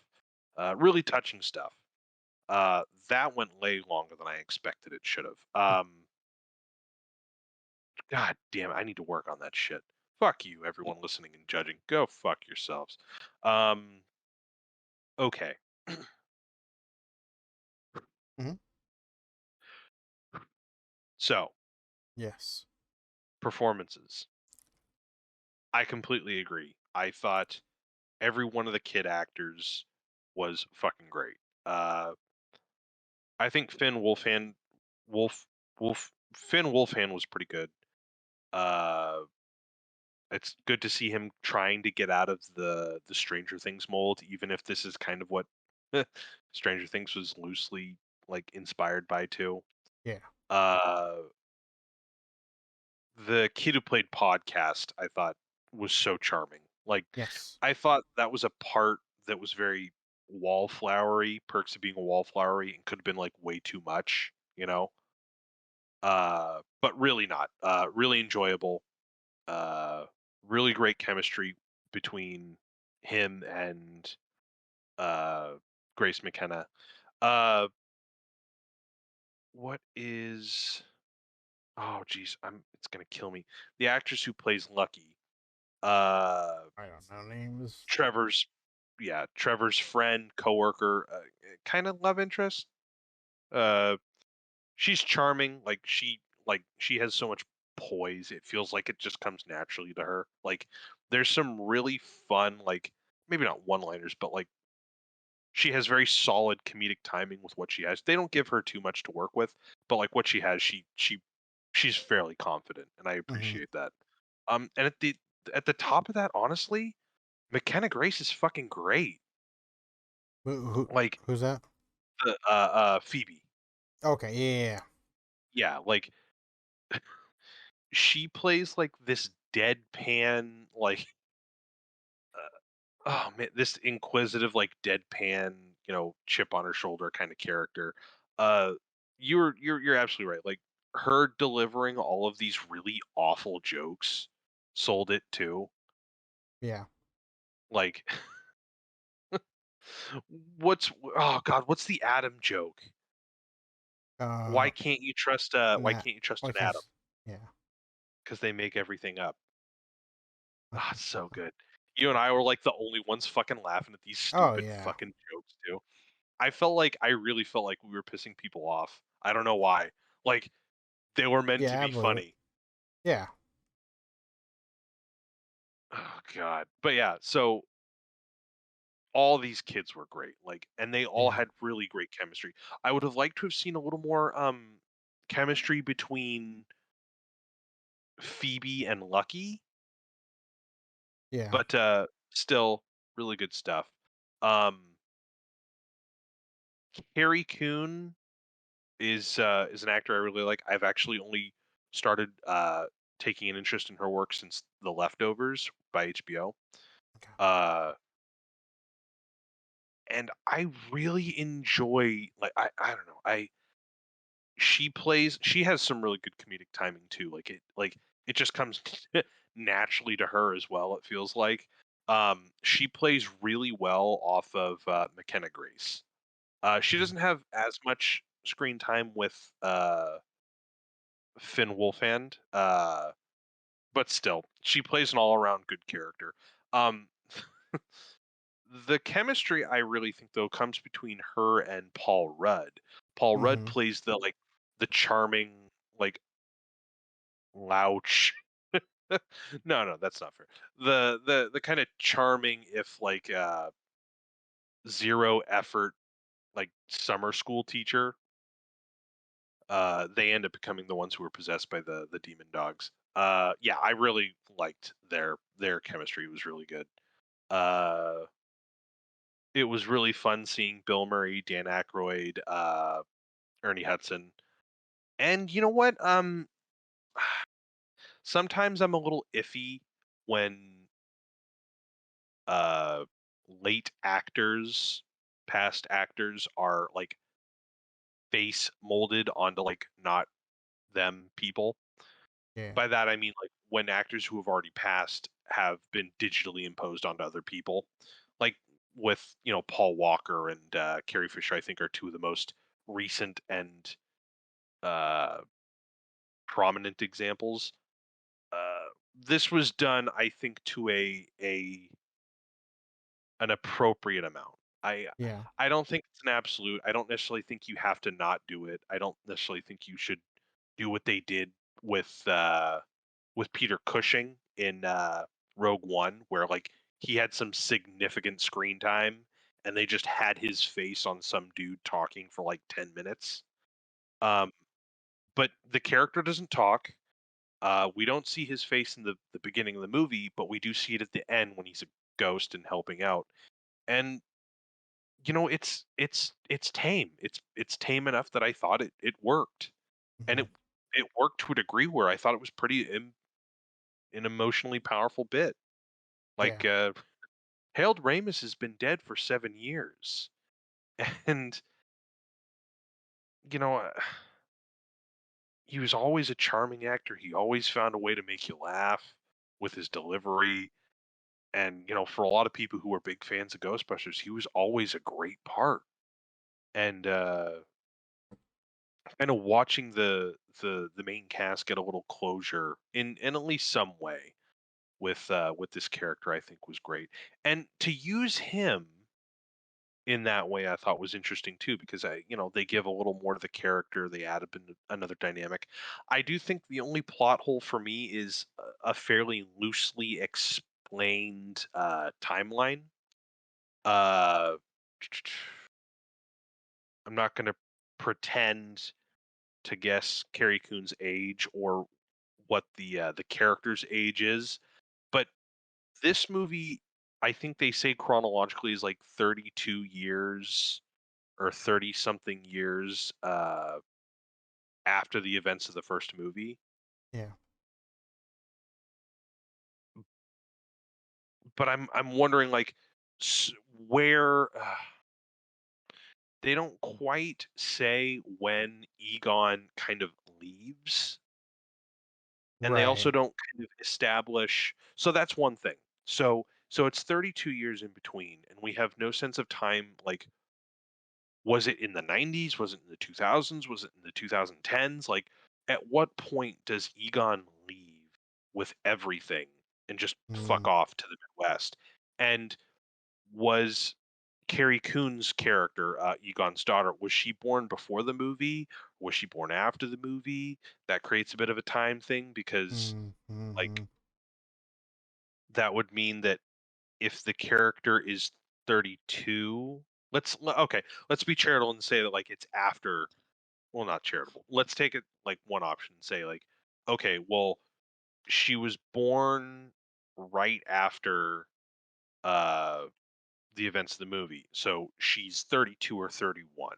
That would mean that they say Finn Wolfhand's character Trevor is 15, so she had a kid at like 16. That could Yeah. be. I mean, maybe. Uh I'm more of the mind that like she was just an unexplained daughter that was born beforehand. But Right.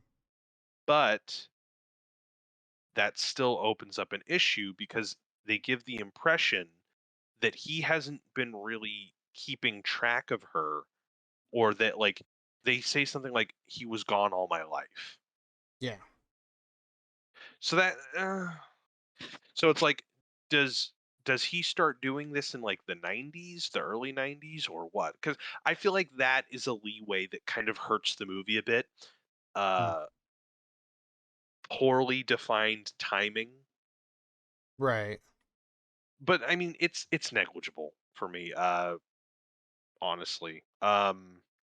Yeah, it didn't Still really an enjoyable affect. movie. Yeah, it didn't Yeah. affect me at all. I think this movie does some degree of. I think there are parts where it's a little gratuitous, but there are parts where I think the fan service I think is appropriate. It's not burgeoning. That's not in your face. It Mm. also doesn't treat fan service like something that only fans should know.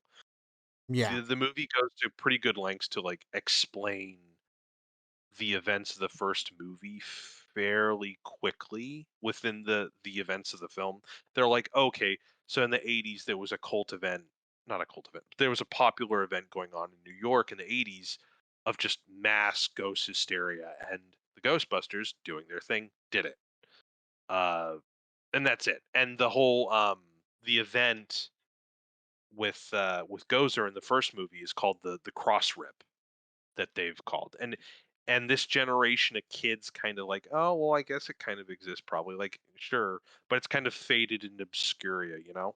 Hmm. uh so that's fun. It's given kind of an internal explanation. uh as we said before, the introduction of the original Ghostbusters, fun stuff, enjoyable. I'm wondering how it could have been done a little bit differently, but they're there. They put in their 2 cents, and they help out where they can. So that was fun. I'm I'm not entirely. I'm trying to. I'll have to give it a little bit more thought because I didn't really put too much of it into thought when we started. But I was thinking more of just the movie in and of itself, because there's Hmm. a part of me really wants to get into like how this movie is a reboot and what I've been yamming to you about when it Yep. comes to reboots and tired franchises and whatnot. So that's something I might need to see this movie a bit more, just to help me with my opinion on that. Uh, Okay. See if we can talk about it a little more, because don't get me wrong, this movie is very fun, and it it's way more emotional than I think it deserves to be, or than it than I think you know we would give it credit for. Yeah. It Yeah. really tugs at you in that way, but I just part of me wonders, you know, if I'm missing something, or if there's something more to it or less to it. Right. Got that sequel bait too at the very end. Anyway, Yeah. I don't know if they will, but you're right. They did. but yeah, I'm interested in seeing where they go with this. Oh, fucking I totally forgot. Olivia Wilde was Gozer, True. the woman from fuck, the woman from God, she's been in so much stuff. I feel like it's disrespect to say this is where Tron Legacy. Oh. Oh yeah. Yeah, Yeah. she played yeah. God, This is like I'm true. saying, it feels like a terrible fucking movie to like reference her from, but she's been in a shitload of stuff. Anyway, besides the point. Yeah, she's in it. She fucking plays Gozer. I didn't care for the suit design, to be honest. I liked Yeah. Me neither. the the light show fluffy 80s look instead of the Diablo spider guy skin body thing. Hmm. I will say this. I will absolutely say this though. Yes. I figured out the key to practical effects. Oh. What is I that? figured it out. Yes, this has to do with Ghostbusters. It's not an entire tangent. Yep. I watched yesterday Honey, I Shrunk the Kids, Oh. and the animatronic, like practical effects in this movie are amazing. I'm talking capital A amazing. Oh. Um, there's a bit with a scorpion that like I couldn't tell if that was like some sort of like claymation, or if that was animatronic. Like I get that it was superimposed Yeah. onto the screen and whatnot. You have fucking kids pretending to act, but like it didn't feel like an 80s like cheap special effect. And that was so amazing for me.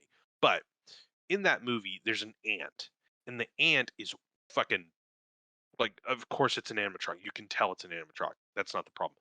But it's juicy. Mm. Hear me out. Hear me out. Hear me Yeah. out. I'm hearing you It's out. so what's going on is it looked like they sprayed it with water to give it Oh. kind of like a glossier like look. So they Interesting. had it Okay. like interacting with people uh while it had some kind of like misty kind of texture to it, right? Yeah. So as soon as I saw that, I was looking at like my brain from behind my head, and I was talking to it, and I was like, where might this work? And I was thinking to myself, I thought Jurassic World in the scene with the fucking Brontosaurus, that Yeah. fucking Yeah. scene was awful. But then I thought of when we saw the demon dogs in Ghostbusters Afterlife. And I actually thought that animatronic prosthetic like demon dog look was fine, but I Hmm. couldn't help but feel like the texture looked off, right?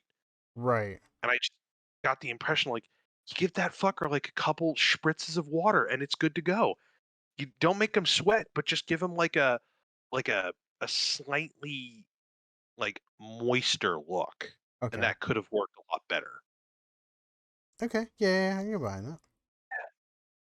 I don't know. I don't know. I was just thinking that, and I was just thinking to myself like what I saw of of that scene with the ant with the fucking scorpion. I was just thinking to myself like that was such a noticeable thing that I feel like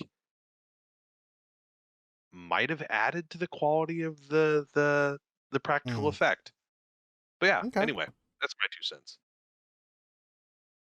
Good shit, dude. Oh man, god damn it. You do nothing but talk and talk, Harry. God damn it. Yeah, I tend to do that, you know. Okay. Hold on. Is there anything else that you would like to add in regards to Ghostbusters? I don't believe so. I Okay. think you kind of put everything out there, and I put everything out there. Yeah. Over talked that fucking synopsis to death. Hmm. It was good though. Jesus. Y- we all know Oh. what happened now. Okay. So, Hmm. what's the next topic? Let's see. So, Um, I think the next big topic will probably be the microtransactions with Halo. okay.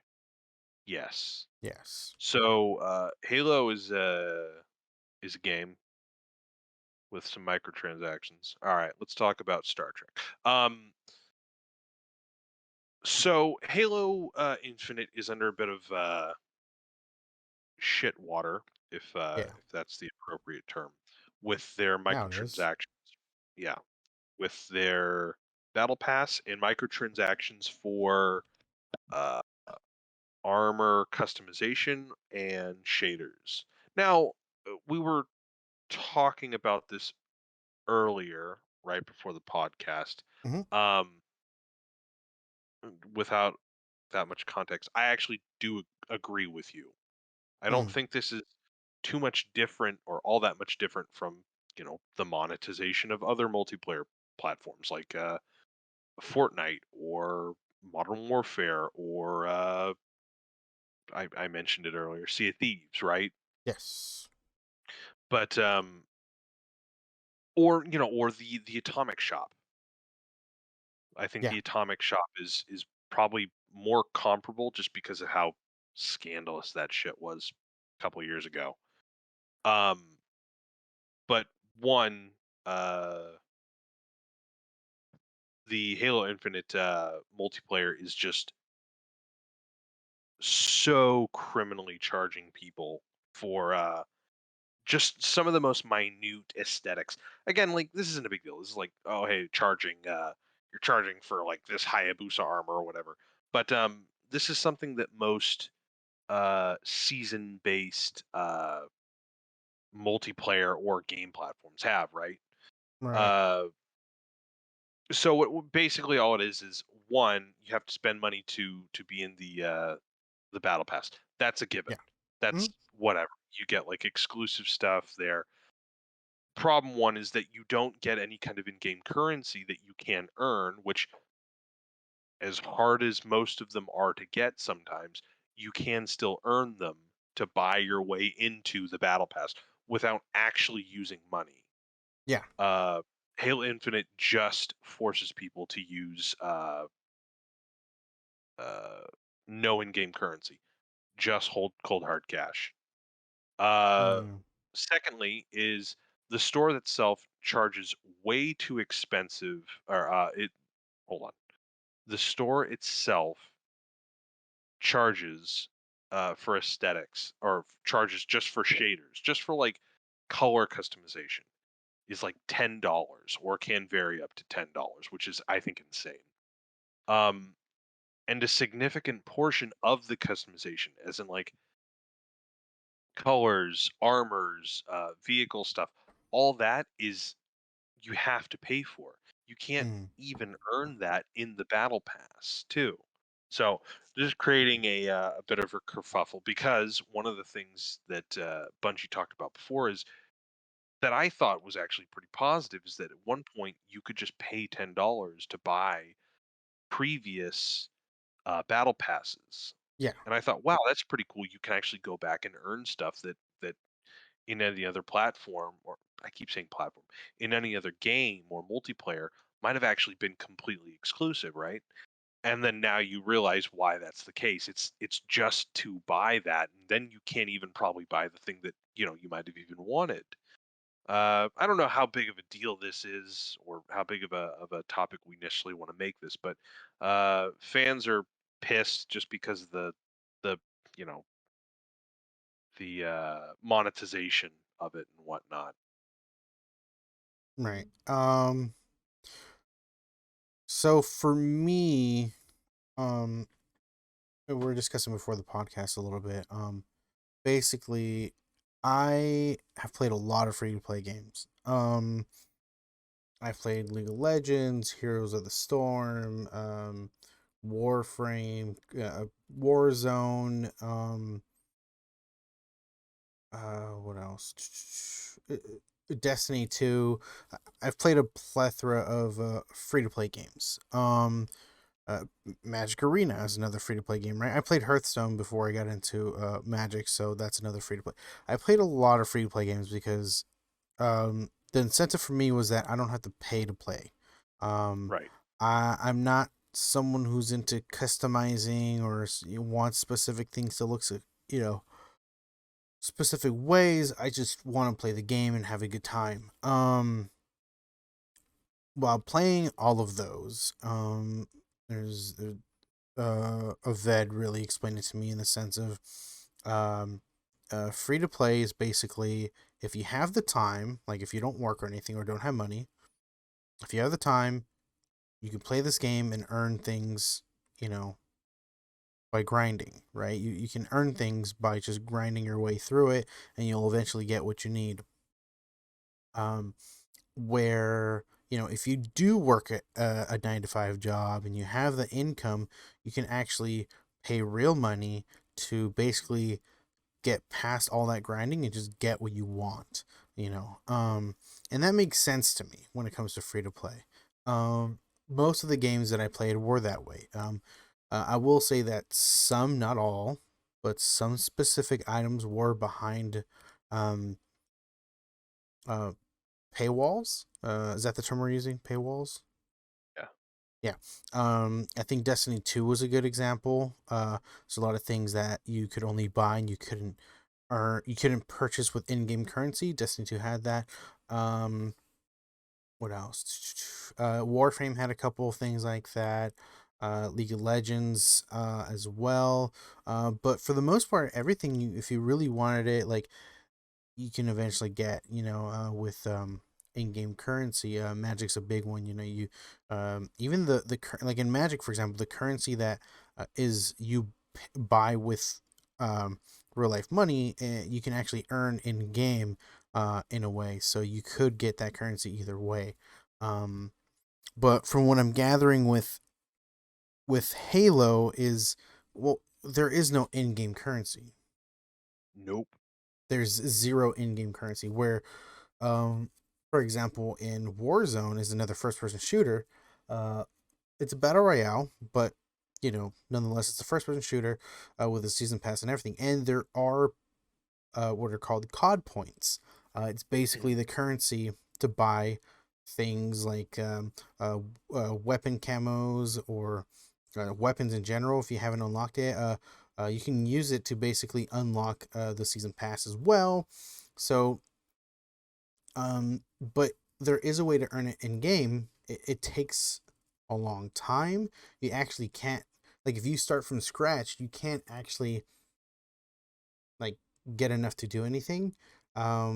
Basically, you can earn about think like 500 COD points by just leveling up throughout the season. And if you max it Yep. out at level 100, you'll get around 500 coin.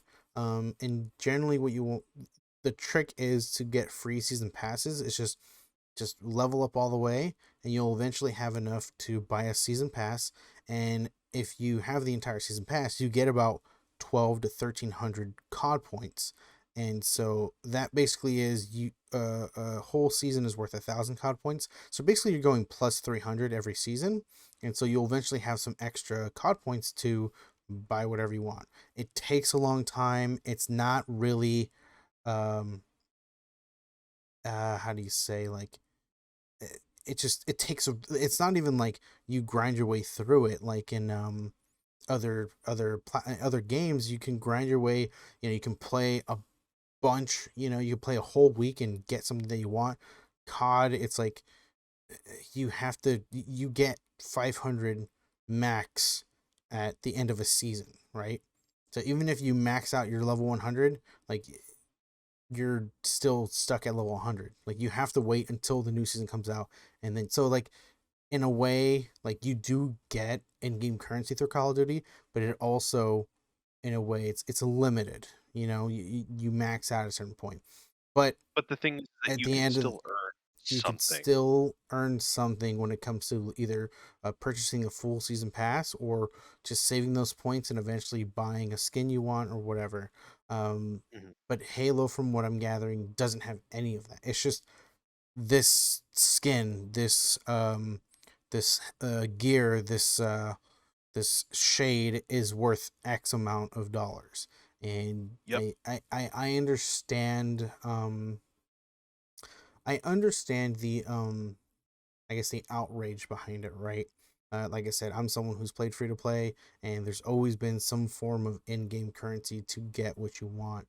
Um, but to me, I also understand in the development side, like, uh, that you have to make money somewhere. You know, um, they're giving out. As I said last week, and I said before the podcast, this is the first competitive multiplayer, that's been given out for free. Like, I've never heard of something like this. Uh, like all the battle royales that have come out, PUBG, Fortnite, Apex Legends, Call of Duty, like, uh, you know, they've never were meant, like, I'm sure there's some competitiveness to them, but they weren't ever made in the sense of like, oh, this is meant for game battles. Yeah. Game battles, if for the listeners that don't know what game battles is, it is basically like um uh you go into game battles and you play other teams, and then you have a record, and you can actually play against very, very good teams. And if you do very well, you can compete on huge stages and compete against the best through game battles. Mm. That's like, if you want to get competitive in whatever game you're getting into. uh Game battles didn't BRs aren't included. Like, well, they are now, but they aren't like, I don't see them as like, if someone wins a game of Warzone, like, they can just camp for like 75% of the game and then show up and then kill the last guy and then win, right? Like, to I me, know. that's I not. do that. And to me, like, that's not like you're like, oh, it's strategy. Like, yeah, but it's not entertaining, right? Like, I like to go, like, I'm used to watching Call of Duty game battles, like 3v3, search and destroy, like, that's like super super intense, right? And I've seen some Halo game battles, and they're really good, right? Like, you see the best players, and you see how they play, you're just like, holy shit, I can't believe they did that. And so this is the first multiplayer that I've seen that is heavily already invested in game battles, to be released for free as a thing. So you still have to pay for the campaign, but and of course you still have to pay for the season pass, but you can play the game for free. And going in, I'm sure they're like, we don't know if people are actually going to be or even care about skins. Like, are most of the people just gonna get the free multiplayer and then we just have no income, right? Like we have no money. Like how are we supposed to support this multiplayer if most of our players don't purchase anything, right? So there has to be a way for them to make some form of income. Now, the skins and all that, I guess, like if they if you can buy it somehow, or they're part of the season pass, you slowly earn them as you go by, or like you kind of earn them like regular, like get three headshots in one game kind of thing, like you earn a skin or a shade or whatever. I can get behind that. Like only if you have the season pass kind of thing. Like okay, like I'd be okay with that because again they have to make their money somehow, right? Not Right. everyone's gonna be buying uh the campaign. Not everyone's gonna be paying $60 for a story. That's a lot of money. Like I already have issues for myself paying like a full $60 for uh, a game that is mainly, a single player campaign. Uh, I didn't want to spend $60 on Back for Blood, and that isn't a single player game, right? It's a multiplayer game where Which, yeah, you're meant to invest a lot of hours into playing with your friends and stuff. And I was hesitant because of the $60 price tag. So most of these people who, whether they grew up with Halo or didn't, they're just like, okay, there's a free multiplayer, why would I spend $60 on a single player, and I can see I think it's there's yeah. Go ahead.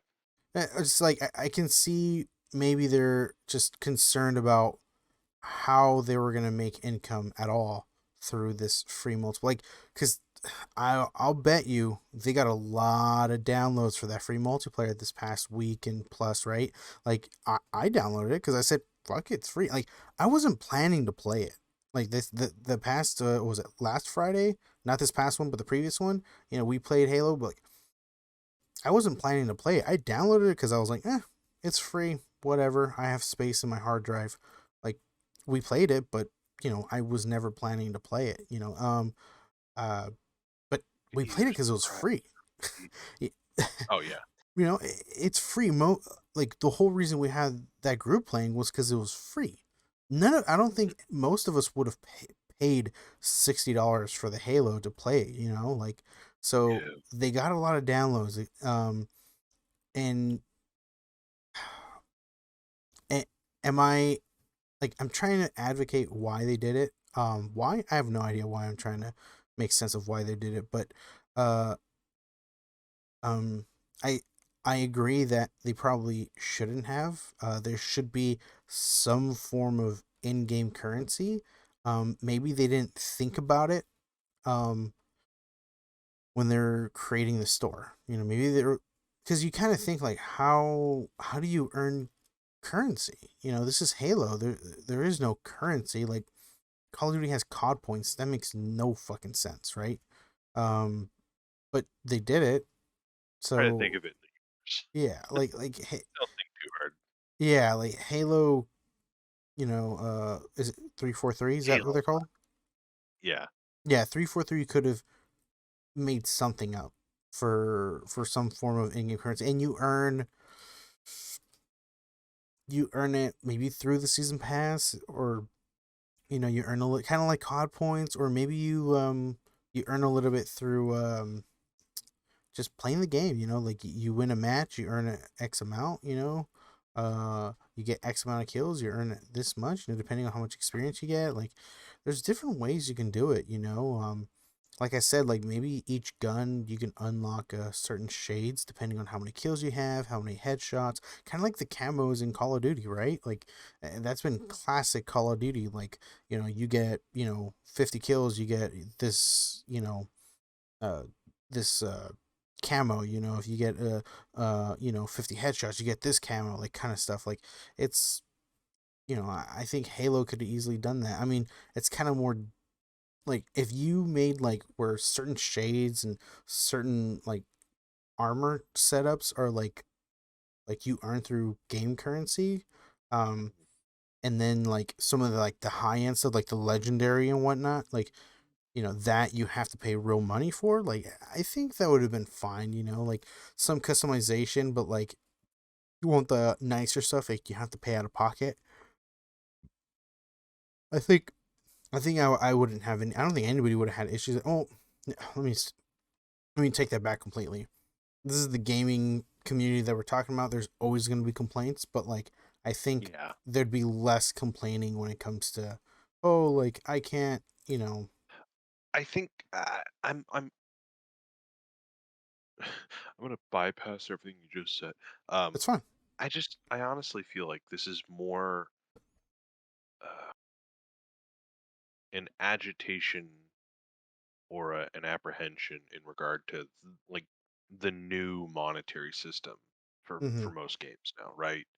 Where Right. it's like back in my day, like a game was released, and if it had live services, what you would typically pay for, like with Halo 2, uh, the only thing you would pay for eventually, like a year out, 2 years out, Mm-hmm. would be like what, two or three, $5 or $6 uh, multiplayer maps, and that was Yeah. it.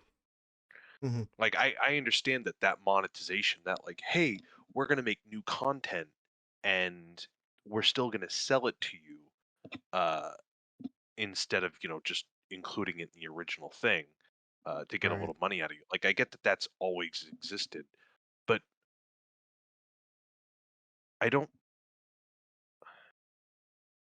I don't care for the season system. I don't like it. I don't like Mm-hmm. the pass system. I don't like it at all. Uh, it is a way of artificially maintaining longevity over a product's like uh, commercial vibe. Well, no, I'm using too many words. It's a way of just keeping someone to pay for a game, and Yeah. it's fine, I guess.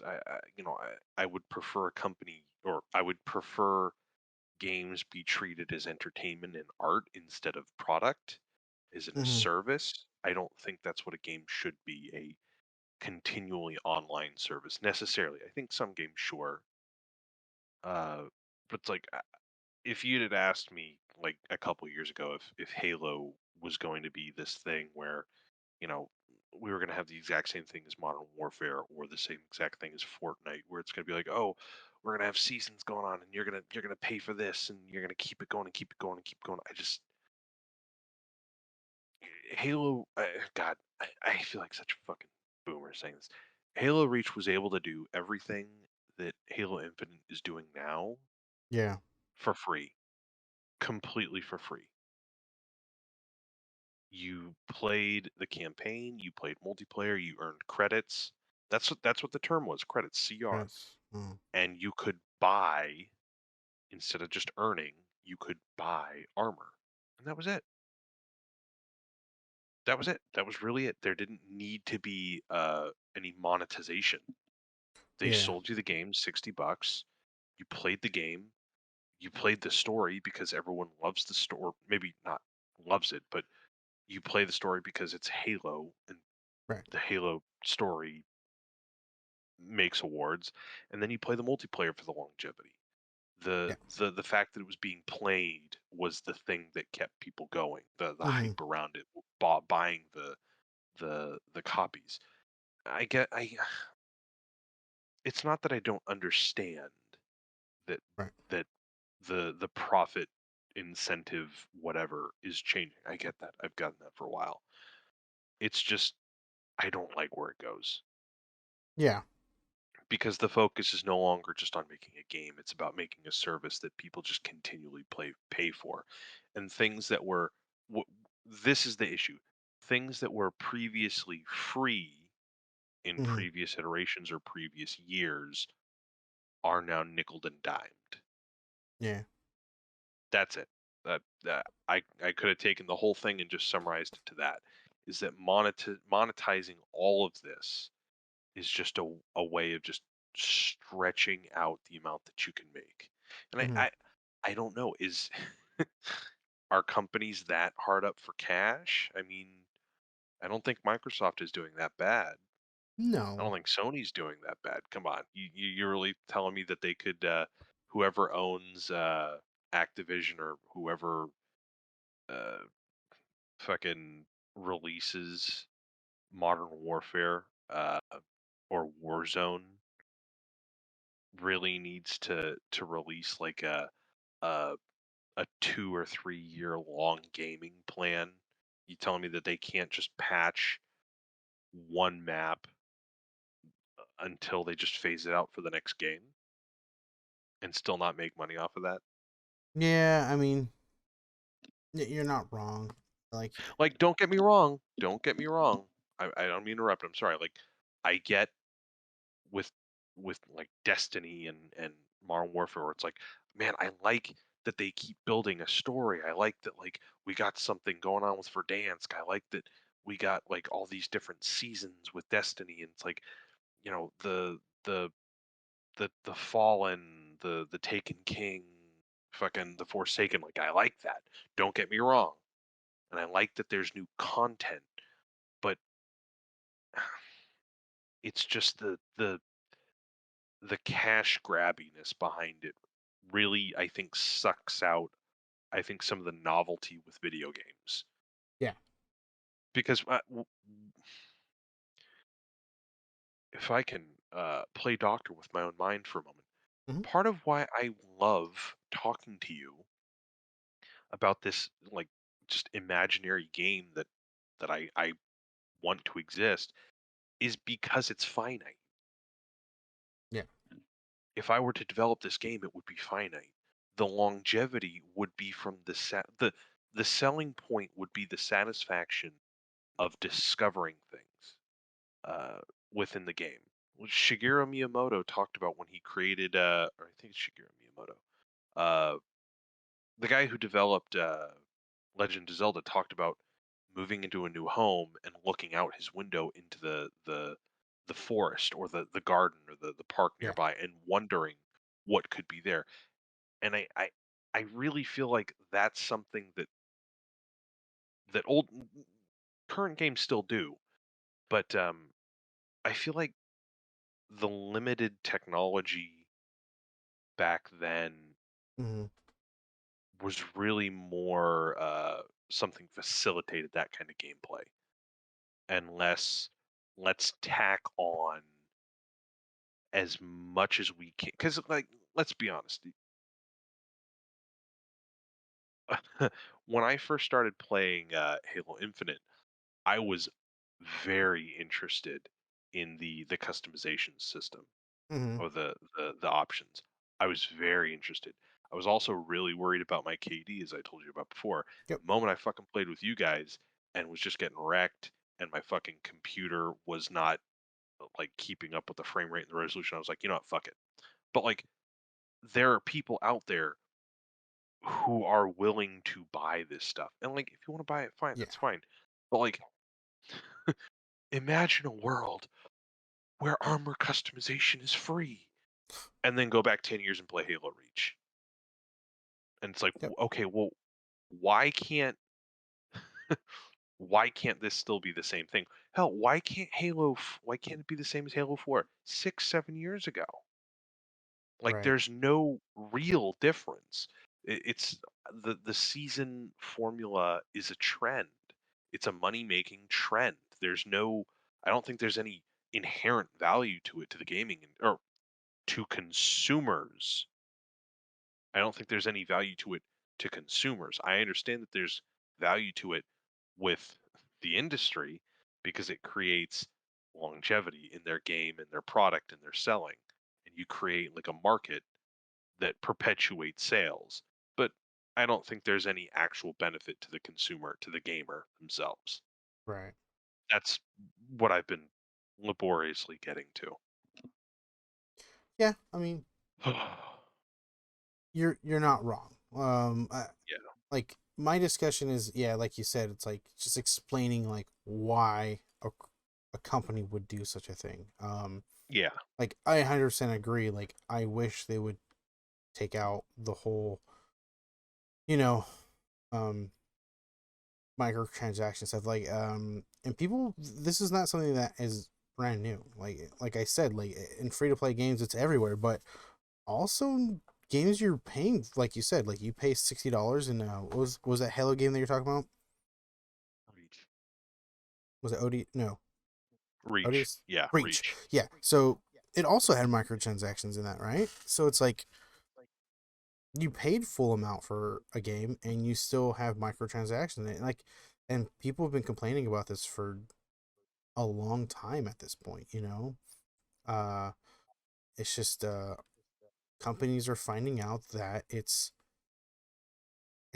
makes money, you know, Yeah. and it sucks, but money talks, unfortunately. It's just that's how it is in a corporation, in this world, that if money is involved, it's always going to win out, and it sucks. It really does. Like, I wish it didn't. I wish, um and I'm sure a lot of the people who work for these companies wish the same thing. Like, I just want to make a game. Just, That's yeah, that's the important thing, right? yeah. That's because it's like the guy who like fucking shades the visor on fucking Master Chief's helmet isn't like, "Ah, fuck yeah, I can't wait to fucking charge these assholes." Like Yeah. studios typically their bottom line is, I want to make a game. Hmm. We want to make games. We want to make games. We want to make fun stuff. Like that's what they exist on this planet for. Sure, it's like, yeah, they are dependent on it. Right. That's just the system you live in, where it's like, hey, I have to make a game. If it's not good, then we go out, and that sucks. But Yeah. like, you have like EA, you have Activision, you have fucking Blizzard, you have yeah, fuck it, you have Microsoft and you have Sony that push push for this monetization Yeah. because it's a model that has shown repeatedly that makes some money. Like, of course, someone wants something new. If this thing dropped in fucking Reach, like you bet your fucking ass people would be wanting to fucking buy like the new Hmm. fucking DSL lipped fucking Master Chief helmet. Fucking, of course they would. I don't know. Yeah. It just Yeah. it makes me so sad the more I talk about it. And there's nothing wrong with that, man. Like I said, there's already a bunch in the gaming community, at least, that have already complained about this, and they know it's not good, but it's just, we just got to get used to it. Like, for me, like, I haven't really spent a dime on games, Yeah, other than the games that I've bought, like, a full game of. I yeah. haven't spent anything on microtransactions because I'm like, it's no interest to me. I'm either gonna grind for what I want, or I'm gonna I don't need the customizable stuff. That's not what I'm personally into. So I'm not gonna fork over the extra cash. Um, Also keep in mind that like games like what we've been talking about aren't gone. Like no, these are just what why I bring this up is these are some of the biggest names, right? Like right? Call of Duty, Halo. They're probably a bit overblown, but they're still going to keep going. They're still going to make a shitload of money. And when they're going to make a shitload of money is from those stores. Yep. And that's the reason I bring that up is because that is the trend that's going to take over the larger parts of the gaming market. But there are thousands of games out there developed by, you know, all the way from Arcane Studios, which yes is owned by Microsoft, uh, to fucking nobody developers that develop good games that don't have that are finite games. And I encourage people to go play stuff like that, not just to stick it to the man. Like I said, like Deathloop. Deathloop is a good game. It's a Hmm. good game made by a good developer. And I'm not just bringing that up just because I like it. I'm bringing it up as an example. It's a good game. And Yeah. it's also a game owned by a company that's owned by Microsoft. And Microsoft, I don't is kind of double-edged sword, right? Like, sure, Mm-hmm. they can give people the influx of cash to help them stay afloat. They can also introduce, or they can also be party to a system like the seasons, right? Yep. Uh, I don't hold Arcane responsible for that. I don't hold the developers responsible for that. If you want to play a game that's a Microsoft exclusive, go right the fuck ahead. I'm interested in playing Rare's Everwild. It looks great. It looks fun. But just, you know, just keep in mind that there's stuff like that out there that you can play. Yeah. And it just because, it might be attached to like Microsoft or Activision or EA doesn't mean it's an inherently terrible game, but they do lend themselves to some shady practices. Or Yeah. maybe not shady. Yeah, EA particularly shady, but like overall, like addictive monetization, I think is a fair statement. Mm-hmm. Mm-hmm. Yeah. Oh, So god damn it. yeah, I mean, it does suck that Halo's been thrown into there, but again, they're kind of owned by Microsoft, so kind of expected, but also depressing. Yeah, I know. Yeah. Um. Let's move on to another subject. We also so to do. All right. So, did you want to talk about Star Trek or Blade Runner first? I got this. Okay. Because I want to move on to Hawkeye. Okay, I got this. I got this. Okay. Star Trek Discovery was fun. I think they shoehorned in Saru, but it's always fun to see him. They're really anteing up the captain v human being dynamic, where I have to make a decision between serving as a captain versus I'm also a human being with loves and wants and needs, and how do I balance the two? And the main idea of the story for this so far is that the thing that destroyed the planet at the end of the first episode seems to be two binary black holes that we find out at the end of this episode can change direction, which Hmm. implies intelligent design. Because if it was following a trajectory, it would just be some natural like phenomena, right? But Right. no, it changed direction, which implies some kind of intelligent design behind what's going on. So interesting stuff. Yeah, I'll get into the episodes. I think I'll save talking about these episodes until like a couple weeks from now when the season is done, and then I'll just like drop all this boring shit off on you in the end.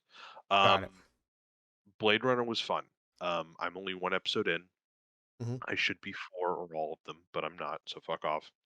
Um, I am jonesing for really good action sequences that I don't get in live action films, and the budget for this show goes right into the action sequences.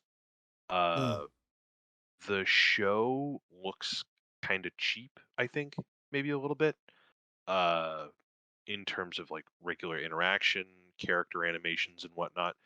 But the money goes straight into the action sequences, which are single shot most of the time, well choreographed, really fun stuff. There's a lot of weight behind the action. It feels Yeah. very visceral, very heavy-handed. Hmm. Uh, it takes place, I think, about 10, 12 years after the first movie with Harrison Ford and Okay. Rutger Hauer, and follows a young woman who has lost her memory trying to figure, the pieces out of what's going on. But she is a replicant. So I will come back with a couple more reviews of the next ensuing episodes, and we'll see where we go from there. Is Cool. that good, or did you want me to elaborate further? No, no, no. That was good. I've watched all three episodes that are out, so You shite ass. Did you want to talk about them? no, I'm gonna wait for you. Okay, gotcha, Um, gotcha. I will I catch up for the next podcast. I have not seen any of Arcane. I've been Fuck catching it. up on We'll everything. talk about it next week. Fuck it. Yeah, Fuck it. Fuck it. Fuck it. because Fuck. there's 9 episodes of Arcane. Oh, they're already out. Well, the thing with Netflix, they release them all in one go. Yeah. Well, not. There are some shows that they've started to release episode by episode. Oh, okay. So from what I've seen, there were 9 episodes of Arcane. So Okay. there's that. But yeah, we can go into Hawkeye. Let's do that. Fuck yeah. Okay. Let's see. Hawkeye follows the events of falls. Hawkeye seems to follow Jeremy Renner's Clint Barton Mhm. and Haley Steinfeld's Kate Bishop, whose lives seem to intersect when Kate Bishop gets a hold of the Ronin suit, the suit of Clint Barton's alter ego, the Ronin, who had a pretty violent streak attacking the criminal syndicates of the world in between the 5-year disappearance of half of the universe's population when Thanos did his little snapperino. Um, Episode one seems to kind of do a bit of 1v1 where we follow the two characters. Steinfeld is a very talented young actress. She gets to show off kind of an arrogant and and nostalgic kind of a character, Kate Bishop. Kate Bishop is a survivor from 2012's New York attack, who has kind of committed herself to mind, body, and spirit in some ways into becoming kind of like her favorite Avenger, uh, Hawkeye. She is embroiled in a murder mystery when the was it brother, father, uncle? When the uncle of her stepfather is Yeah. murdered, uh-huh, while she is wearing the Ronin costume, which she picks up at a black market auction. Uh, Clint Barton, who is trying his fucking best to enjoy his Christmas, probably the only one he's had in like 10 goddamn years with his family. Uh, while this is going on, he sees a newsreel. Newsreel. Say the carrot, boys. Uh, he sees on the news someone dressed as Ronin, tracks Ronin down and finds that it's Kate Bishop. Uh, the main crux of the episode is, or this episode and the next episode, the two episodes that were released on Wednesday together, are based around Clint trying to rid himself of the suit and clear Kate Bishop of any fallout related to that. There's way more in there. We'll get into it in a moment, but that's kind of the gist of the Yeah. episode so far. So, Harry, what did you think? I thought it was a good time. I think they both play their characters. I mean, it's weird because I was talking to Livy about it, how like I really liked Hawkeye as a character. Mhm.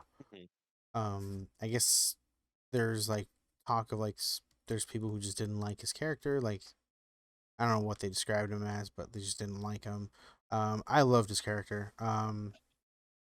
But I also think the actor for Kate Bishop is doing a great job as a college student who um, just is way over their heads with what's happening with her Yeah. mom and the stepfather and all that stuff. And I don't know. I think they're playing a great role. I think they're really Great selling little it. duo.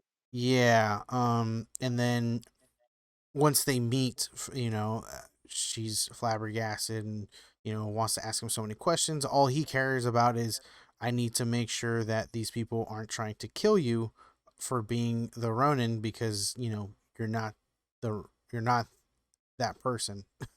Mhm. He doesn't want to admit, but he was that person. Right. So yeah, that's I think it's just fun,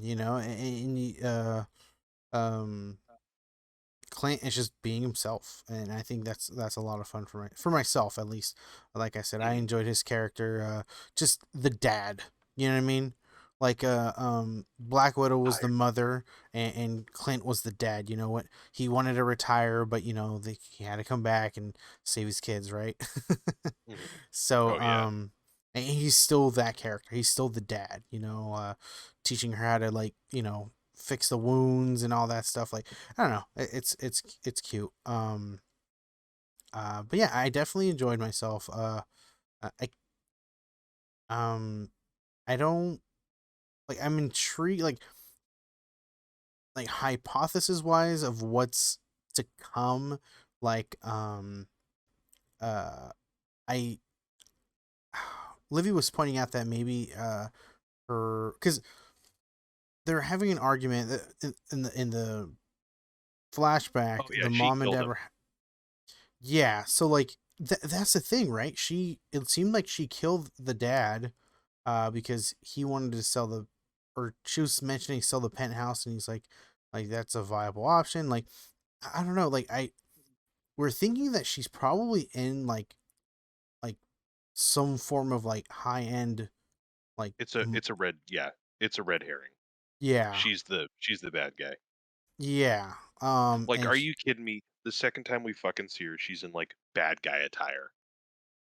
yeah, basically. That fucking like red, weird, like Yeah, androgynous dress. Why am I saying yeah, the androgynous? dress was Yeah. kind of like, yeah, Evil. so yeah, and so that's kind of what we're going with, like It she's most likely the screamed bad like guy. I like to make baby seals drink oil kind of like vibe. Yes. So that's what we're going with, and it seems most likely that. And I don't know how to feel about that. I'm hoping, because I don't know what they're gonna be doing with Kate Bishop's character, right? That's what we're kind of here for, right? Because he's developing Kate Bishop to become whatever they're gonna become, right? Um, He's gonna and I think what they're gonna do is they seem to be lining some stuff up for the young Avengers. If they do anything with young Loki and and yeah. whatnot. I'm interested in seeing where they go with that. Anyway, I'm sorry. Yeah. Yeah. Continue. Well, yeah. I mean, you're basically answering my question, so that helps. But yeah, I don't know, man. I mean, it was entertaining. I'll say that. Mhm. I'm down to, like, it's still, Disney is still doing that thing where, or not Disney, but Disney, Marvel, whatever.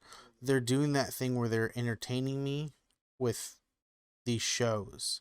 The side stories of what's happening, and I'm intrigued to find out where this leads to when it comes to, like, whether it's just Young Avengers, or leading into, like, like Loki, right? That led into the whole multiverse, talk, and all that stuff. So it's like I'm intrigued to see what's to come of it. And overall, just I'm being entertained, so I'm having a good time while I'm Yeah, watching it. So I don't know, how about yourself? What did you think?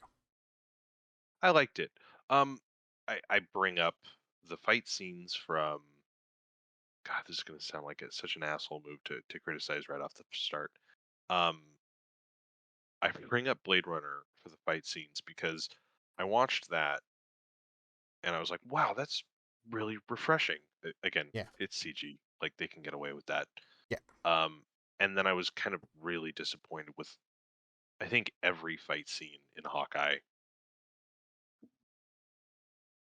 huh? Just I think everything was like just too many shots, no real sense of like solid choreography. Mm-hmm. Uh, I don't, anyway, I feel like I'm judging it. I think unfairly, just because again, I was literally watching a CGI show where you can literally choreograph anything and it works. Right. Um, so honestly, I'm here more for the arrow stuff. Yeah, So the yeah, beginning when she literally like arrows the fucking bell tower was really fun. yeah. Um, okay, so So I before we move on, yeah. sorry to disrupt you, but No, no, no, the you're fight fine. scene, the fight scenes, I agree, but like I feel like, because she supposedly is like this, martial art like champion, whatever, but also only in college. And I'm just like, I don't know, it kind of fits the fact that she's not this, you know, fighter like Clint is, where, Clint is fighting, like he kills people, right? That's his job, to murder people. Or like she's there to like fight, but like it's contained, right? Like there's rules. Um Yeah. and I think it fits that, where like she's not fit to fight a um like mobsters who have Molotov cocktails and all this other stuff. I don't know. To me, like it fit. Uh, Yeah. but No, no, no, I no. do I do I also yeah.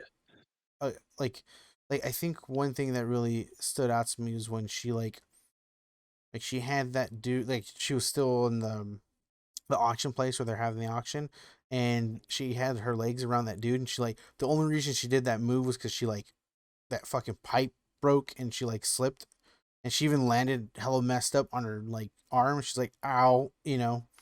I don't know. Like, it was clunky, but it just seemed like it was supposed to be clunky. Not like, Yeah. do you remember? Okay, you probably remember that movie. The movie with where Keanu Reeves, "You Owe Me a Life." Do you remember that movie?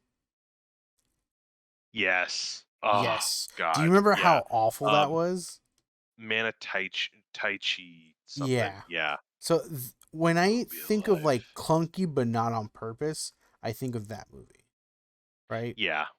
Because like it wasn't meant to be like Keanu was supposed to be an older gentleman fighting. Like he was like, okay, you're like a top, you're the main bad guy, like you know how to fight. It's like, well, he's also older, and like I don't know, like that's just my thought process. But if you can like go into more detail, at least for me, of like So why, for me, it's yeah, yeah. I'll absolutely go into it. yeah, Um, for me, it's the editing.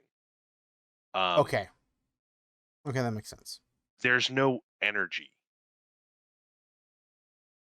Mm-hmm. So when I say that, I mean there are shots where it feels like a low budget action. Like this is something that Marvel has slowly been, I think, getting rid of. Mm-hmm. There's I think Winter Soldier is the only movie that has, I think, partially good action sequences, and even then, they're still they're cut fast. Mm. Okay, so when you're shooting a fight scene, sorry, Yep. you know this. I know that you know this. I don't. This is more for my thought process. Yeah. Um, if you have two actors who are very expensive and very clumsy and very untrained, and you get them in for shots where you have to see their faces, or you have to see them interact, or you have to see them do something, you usually have one shot of them kicking and then another shot of them blocking. And this isn't the same fluid shot where someone just kicked someone and the other person blocked. It's one shot of one person kicking a stunt person or just someone standing in, and then another completely separate shot of someone blocking a soft kick. And those two Right. scenes are scrapped together, right? Yep. So you when you think of how you can shoot that, when editing comes into play, that changes the tempo of how that scene can be done. If I Okay. just like, let's say it took like 5 seconds for me to shoot the kick, and then it took another 4 seconds for me to shoot the block. If I did 9 seconds of someone kicking and blocking, that's going to be a very boring scene, right? Right. But like if I do a 2 second shot of me kicking or a 1.5 second shot of me kicking and a 1 second shot of me blocking, I've now increased the speed of the shot or the scene, right? And it Yeah. adds more energy. So, but the problem there is that you have so many cuts that you don't really get a sense of the choreography, right? It's just a collection of like shots. It's not like what we were talking about with Blade Runner. There's a shot where it's literally just the camera looking at two people side to side, fucking Mortal Kombat style, kicking and punching and jumping back and forth. And that's good choreography. It might be fairly standard camera play, but the camera doesn't need to do anything because it's watching really good choreography. Mm. What I didn't care for is it felt like it was just standard choreography and more camera cuts to make it look as though something fast and frenetic is going on, right? Okay. And then on Yeah, top of makes that, sense. the way it's shot isn't tight. And when I say tight, I mean how I was using that example, right? Hmm. So instead of like you have an awkward 9-second scene, you have a tight, well edited scene that's 4 seconds or 3.5 seconds or 3 seconds long, which is a quick kick and a quick block, right? Yeah. That's what I mean. Okay. You have this with most of these movies, even the shows, where you have something like Falcon Winter Soldier. You have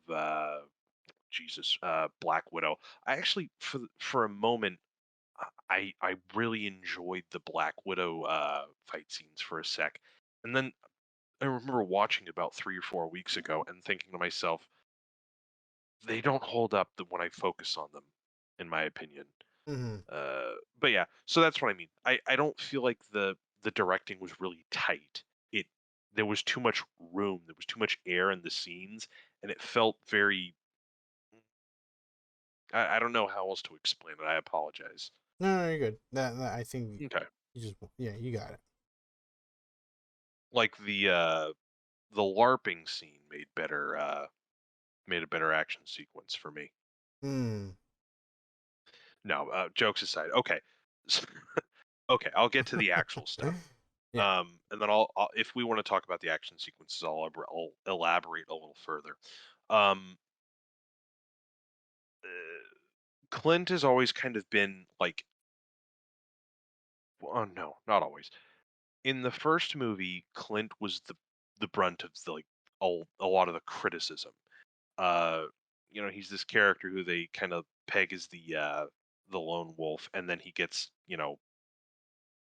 persuaded by Loki to join his team, and then he gets like one standout bit where he doesn't really get to do that much at Right. the 2012 fight, and then he becomes more of the everyman in the Age of Ultron film. He again is kind of the pep talk everyman kind of guy in Civil War, and we really get a sense of his loss in Endgame. Uh, Hell, he's the emotional tether in the beginning of Endgame. Hmm. You know, we see not just the loss, but his loss in the beginning of the movie, which is important. He's literally gone from, the most kind of useless character in Avengers to let's begin the movie with his loss Yeah. in Endgame. Um, so it's really nice seeing him in this position. Seems like it's a little bit after the blip. It's around Christmas. Uh, God, at at a Broadway musical for Captain America, and he's kind of got what I would imagine is a bit of not imposter syndrome, but he's sitting there looking at the caricature of his life, Yeah. and he's sitting there like, why am I here watching this shit play while Nat's dead? Yeah. I don't even want to be here. I just want to be with my family, right? Like Nat's death is gonna, I think, be a very important part of this show, and I want it to stay that way too. Uh, I want to see who he is post Black Widow. I Hmm. want to see what her what her loss means to him now. Um, I just remembered at the end of Black Widow, yep. Nat's sister gets Mm-hmm. shown the picture of Elena. yes. Yep. I hella So forgot I'm about that shit. interested in seeing if she shows up in the I show. don't see why she shouldn't. Fuck. They're Yeah, saving this for seriously. like something else later. I don't know. I don't. Eh. Well, I don't care. Yeah, I just feel like I agree. they would pull some shit off like that. Like, oh, we're just gonna save it for a fucking movie, or never bring it back, and then forget and be like, oh, guys, like Resident Evil and the conspiracy guys, just throw them in something. Don't, do not, do not besmirch Florence Pugh like that. Okay, okay. But no, but one of the things that did get kind of glossed over is, uh, and I think the show glossed over it a bit too, but not too severely, is that Clint's kind of a bad guy, or not a bad guy, but Yes. Endgame, Infinity War, and Endgame tried to throw in a couple lines here and there that I think were a little more explicit.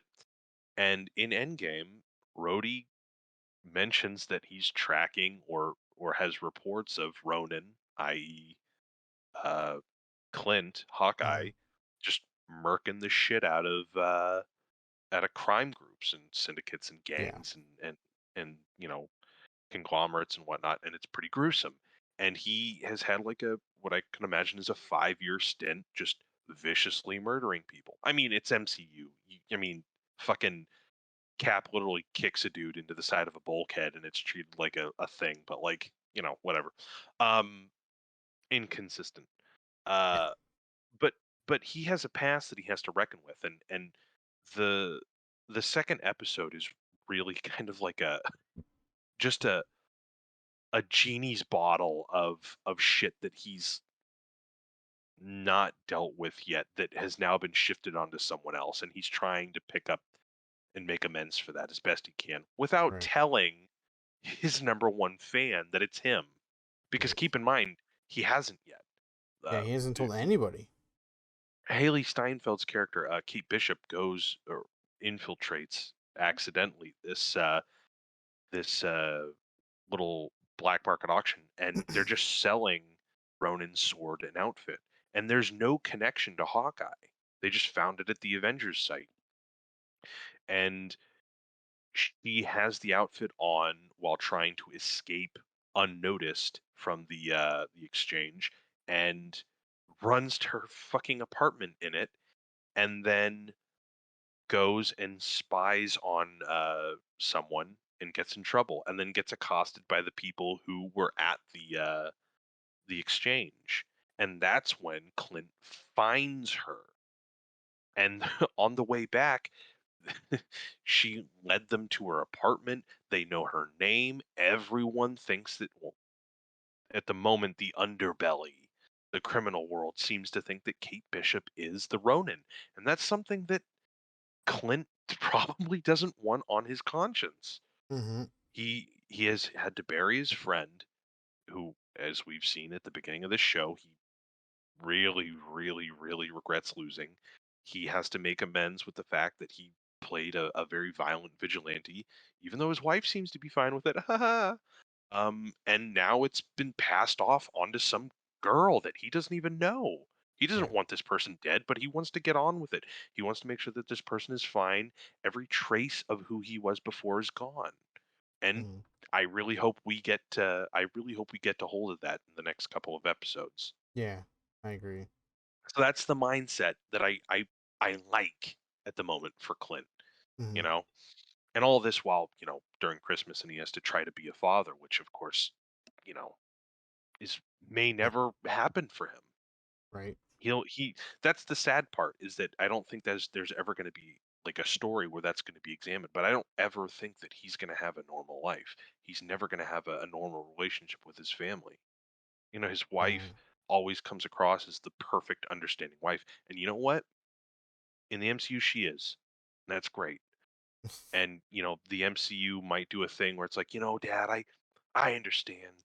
You're the Hawkeye, but it's like, yeah, he's never gonna. He might never have a normal functioning relationship with his family, and that's the sucky part. Right. There's never going to be a story about that. I'll tell you that for sure. And Mm-hmm. that's the heartbreaking part, is that he's the guy he's like the Jon Snow character, right? Like when called upon to action, the only thing you can do is serve, no matter the Yeah. consequences, right? Yep. Um, so I'm really interested in seeing where they go with that. I hope they don't pussyfoot around. I hope they don't let him off easy. As much as I love the character, as much as I want some kind of fun resolution, I'd like to see where they go with that. Again, Haley Steinfeld is great as Kate Bishop. She juggles between this character who's like really arrogant and like I think has this opinion of what like being a superhero is or what being like powerful is, right? Yeah. Uh it's great seeing her on her own, kind of out of her depth, and then just with Clint, and then you're like, no, no, she's absolutely out of her depth. Like the bit where she's like, "Oh, are you threat assessing?" And it's like, I don't think she really like completely knows, or maybe not. She does know, but like, it's kind of like when you're Clint and you're threat assessing, Yeah. it's just like you either know you know, or it's like people don't say they're threat assessing. Come on, kid, get with the program, right? Yeah. Like she's so enamored, and I like that. Like Hmm. it's something that we haven't quite seen yet. Well, Iron Man 3, but that's not the same thing. So that's interesting.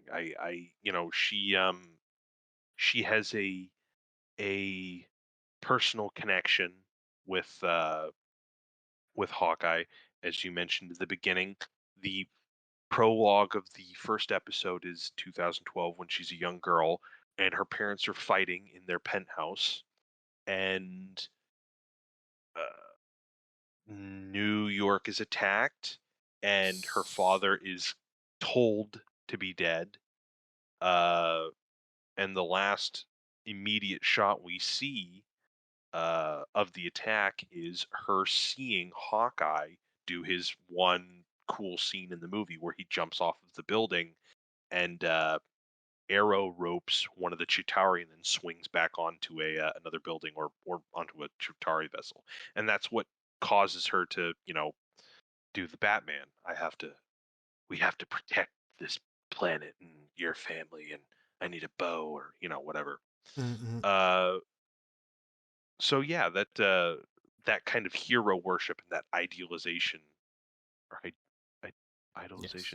idolization is pretty strong in her, and I like that. And I really want to see if they kind of lift the curtain from her eyes or lift the veil from her eyes and see where they go with that. Um, Yeah. I got some close like villain vibes almost for a moment. Like maybe not in her demeanor or how she acts, but like the way she's kind of shuffled, I think, with her Yeah. mother and, because she's this wealthy heiress. She's, kind of rebellious, but she comes from this place of privilege. And, she's the daughter of this woman who is fairly enigmatic. Vera Farmiga does a really good job at playing this loving mother, but I get the impression that there's some very manipulative tendencies behind her. Again, like Yeah. part of the theory is that she's the one who's behind all this, i.e., the mother is marrying this new guy. Uh, Kate fucking hates him right off the bat, and we find out that he went to this auction to buy the Ronin sword and out or the Ronin sword, and that's when a gang group busted in on the auction, and Tracksuit gang. we've yeah, there we go. Well, fuck them. They don't fucking matter. But Tracksuit Mafia. Yeah, Yeah, right? tracksuit. Yeah. So during that auction, him, the fiance, stepdad fiance, and his uncle get into some kind of altercation, and the uncle also gets to an altercation with Kate's mother, and Kate thinks that he's threatening her, which he is, but she doesn't seem to have the full argument in hand. It can't is lacking a bit of context and assumes that Hmm. he's threatening her.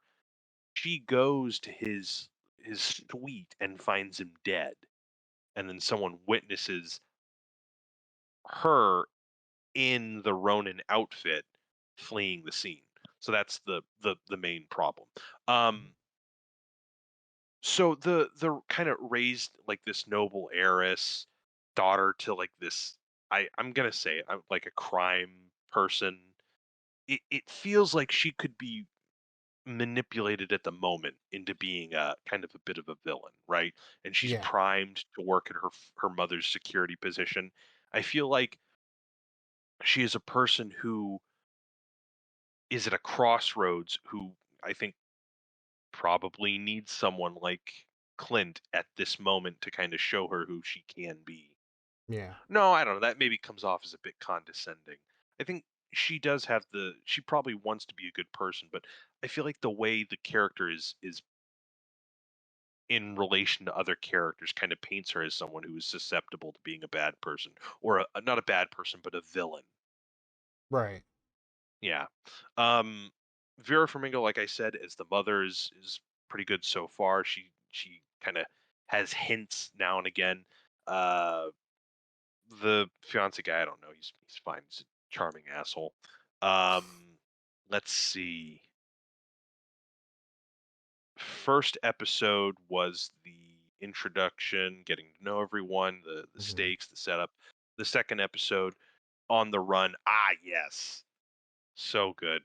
I really want I really want more of Hawkeye the show to be based around scenarios like the humanizing uh live action role play that Clint goes to. Yes. So the second episode, the tracksuit mafia follows Kate back to her place with Clint, and they light the place on fire. Clint goes back to the place once they're safe to find the outfit, only to find out that it's been stolen by an EMT who uses it at a LARPing convention or a LARPing event in Central Park. Now, it's silly. I get it. Whatever. But it's such a fun moment where the point of it is revealed at the end, right? Where Clint hasn't really had a moment to just be himself. Not be himself. That sounds so fucking stupid. To just try to enjoy himself, try to Yeah. relax, try to be okay with being happy, right? Like Right. this is a very serious thing, right? Like this is a suit that has the memory of all the people that he's killed, and it could cause someone else to get killed because of it, right? Hmm. But Hmm. he's caught in this situation where he has to go get it from the EMT. He doesn't want to fucking fuck with this EMT guy. He's a nice guy, you know. Right. Clint's not gonna fucking do this shit on a human being, but they they make him sign up for this LARPing event because he's gonna do it by their way. He goes up to the guy, but before then he has to evade everyone, and he just single-handedly like just wrecks everyone No, I'll in play the a part little too. LARPing sword fight. Yeah, yeah, perfect. He goes up to the guy, and the guy, believe it or not, goes up to fucking Hawkeye himself and says, "Hey, if you play this out for me, I will give this to you without any issue." Right? Yep. And you know, and they do it, and he takes the L. He gets wrecked, and the guy has a story to say that he beat Hawkeye, Clint Barton, the Hawkeye, in a LARPing event. And for a moment, I was thinking to myself, okay, this is a little silly. Uh, and then I realized the point, of course, when the guy said, "Come on, you had to have had a little bit of fun." Yeah. And it's there, and I realized that it's like, oh, this is here for a reason. Obviously, this is here to give him something to live for, because he's been nothing but, for the last 5 6 years he's been the killer, Yeah. and he's been trying to shed that for the longest time. And he's at this point, like I keep bringing up, where this could affect someone else, and he's on the precipice of being a different person, precipice of being happy. He's allowed to be happy. That's the thing that I don't think he believes yet. How can I be here sitting watching this stupid play going through this ridiculous LARP when people have died, when I had to Right. let someone go. And I really want that to be nailed home more because that's the point is that Clint deserves to be happy. Everyone deserves to be happy. If you lose someone you love or if you lose a friend or if you fucked up, like you don't lose the right to be happy. You don't lose the right to want something for yourself ever. Mhm. There's always this, the cheesy thing where it's like, oh, forget what everyone says, be happy and do this. But I think this tried to do it with a little more sincerity, and I appreciate that. Mhm. Anyway, so Clint decides to try to talk to the tracksuit mafia boss, gets captured, and uh, part of what we were talking about, kind of in over overhead. Uh, Kate Bishop tries to infiltrate the tracksuit mafia headquarters or underground area and gets captured too, rather spectacularly. Now it's at the end that we're introduced. Never mind, it was a yawn. We're introduced to Echo. So that is also a character that is part of the new Disney Plus Day lineup that I forgot to mention. Mhm. Echo is a deaf or mute. I can't remember. Uh, is I'm gonna just say deaf. Is a deaf Native American superhero who's also Hmm. going to get their own show. Okay. hmm I also believe they have some relation to Kingpin, so that might be Oh. interesting. Mhm. Um, but she is going to get her own show too on Disney Plus, so we'll see how that goes. But we get a very, very, very brief introduction to her. Uh, So that'll be interesting to see. I don't know much Mhm. about her. I don't know what they're gonna do with Neither her do character. I. I don't know if I don't know if she's gonna be an antagonist at the moment or a protagonist. She's introduced in relation to the tracksuit mafia, so I don't necessarily think at the moment she's a protagonist. So Right. we'll see. We'll see. All in all, I'm seeing a lot of theories that Yelena, the new Black Widow, is going to be in it. I'm hearing a lot of rumors that uh, Kingpin is going to be in it. And I'm back and forth on Mm. that. Uh, if I can, do we have anything else that we wanted to mention about Hawkeye? Um. Nope. Just love his character.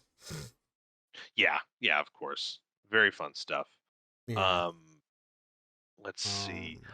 So you know about the fuck, I don't even know. Why would I ask you that? Mm. There was a whole there was a big rights debacle with Daredevil and Jessica Jones and The Punisher and all that when they were on Netflix Right. Yes. because Netflix, I think, at the time actually owned the rights to these Right. characters and were like in the loosest possible sense related to the MCU. Mhm. Like one reference every season. Um, so they've been repurchased or reacquired by the MC or by Disney or Marvel. Uh, and the issue that I'm going to bring up is the same issue that is going on with Venom or will go on with Venom. Mm. Okay. Intrigued. There was a part of me when Daredevil and Daredevil season 2 came out where I said to myself, fuck, this guy needs to come out in an MCU movie. Like, I need to see him in an MCU movie, right? Yeah. And I can't help but feel that I, mm, I don't know how I would feel about it now, right? Okay. Um, Fisk is, I think, the best thing to come out of Netflix's Marvel shows, like the Interesting. best. Okay. Uh, Vincent D'Onofrio is so fucking good as Wilson Fisk, as Kingpin.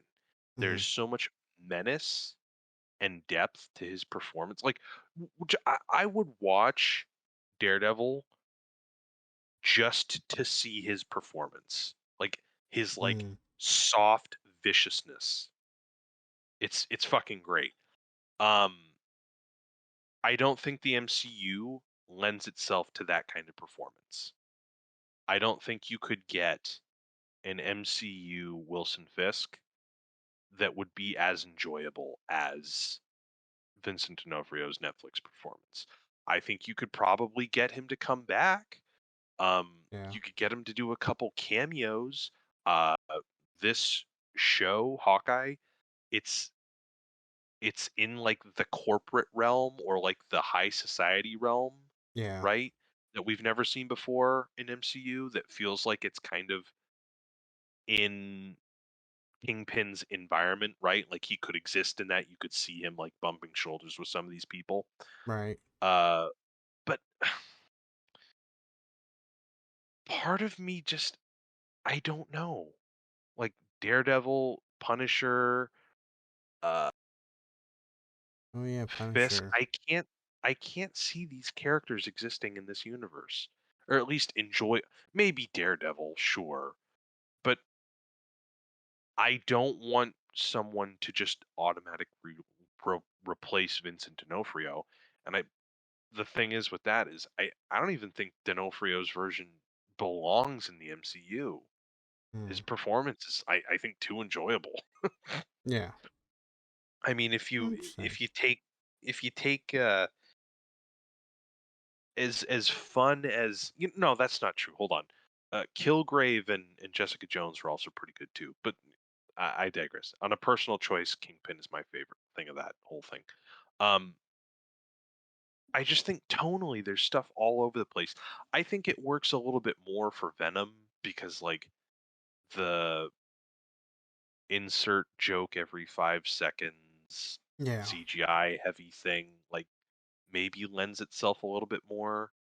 But the Daredevil show was really committed to introducing a very layered and textured like Wilson Fisk, right? Like you give Yeah. him a love interest, you show that he's like beaten as a kid, you show that he's not completely like awful. You actually give him the same goals as Daredevil. You just like show that it's different as to how they achieve those goals and the effects that they have. Like the fact that he oh god, it's so I don't want to go into like a gush session of Daredevil or of Fisk trying to Mm, talk about Hawkeye. But like I can't see him existing in this universe. Like I could see them copying pasting like uh uh Daredevil and whatnot, and maybe it'll work to some satisfaction.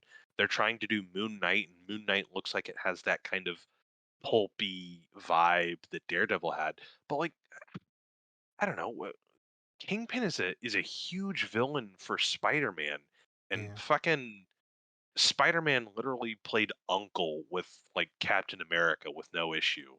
It's like, how Yeah. the fuck do you have Kingpin Vincent D'Onofrio, who was like, ugh, I don't know. Do you I'm think I'm I'm just because of complaining. because of the multiverse, you think they would bring him in? Like, do you think this would I be a hope way to they bring don't. him in? I hope they don't multiverse it. I really do not No. want them to do that. They're Mm, they're copy and pasting multiverse stuff left and right, and I'm already worried about how they're going to introduce the X-Men and all right. that. Because like I get that the comics introduced the multiverse, and I get that the multiverse is very prominent and whatnot uh in the Marvel comics. I get that. Like I'm not trying to say the multiverse doesn't have a place. I'm just saying I don't like the idea of the multiverse being an excuse to introduce new people and just keep them in this universe, right? Because that's what's going to happen. Mm, Yeah, you're right. But I don't know. I would like to see Kingpin.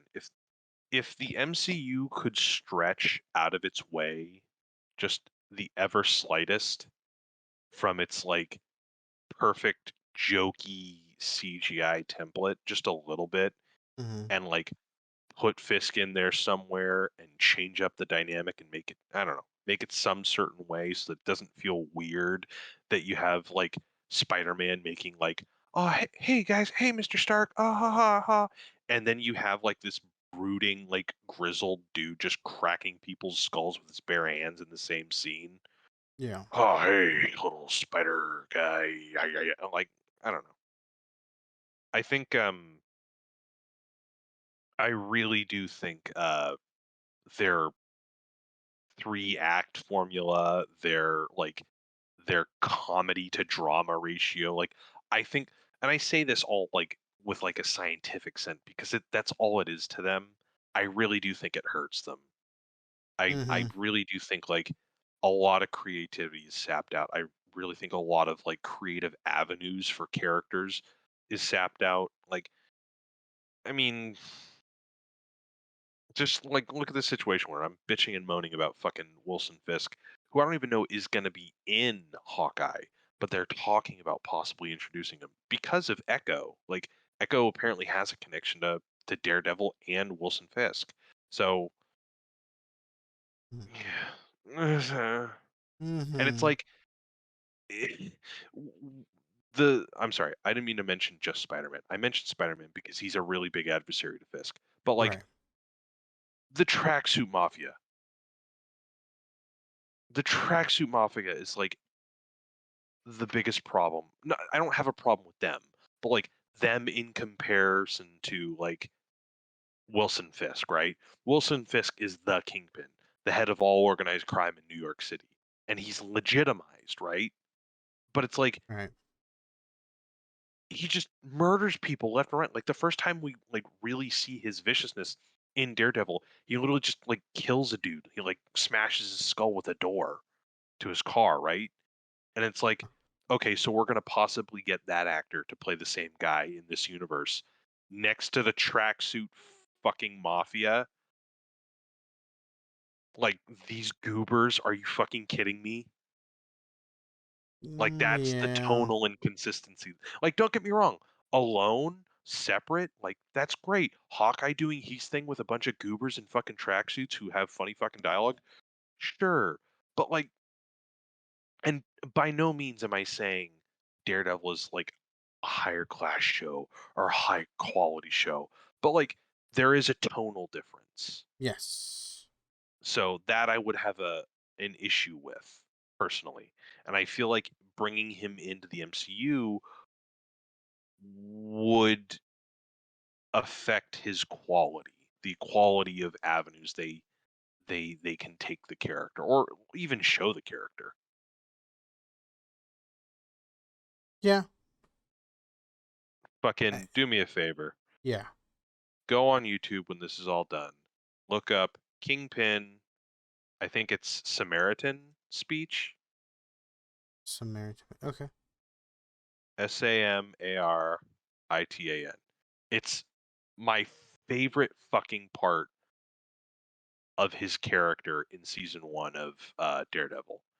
It's Mm. the moment where he goes from a guy who's doing shit, bad shit, because he thinks it's right, he thinks it's just to clean up the city, to the guy who realizes that he's the bad guy and is completely fucking fine with it. It's really oh, it's great fucking television. This one line. Okay. But yeah, whenever you get the chance. But tirade aside, I'm excited. I'm looking forward to the next couple episodes of Okay. Hawkeye. Hmm. Uh Same. I'm really looking forward to seeing Haley Steinfeld in the MCU.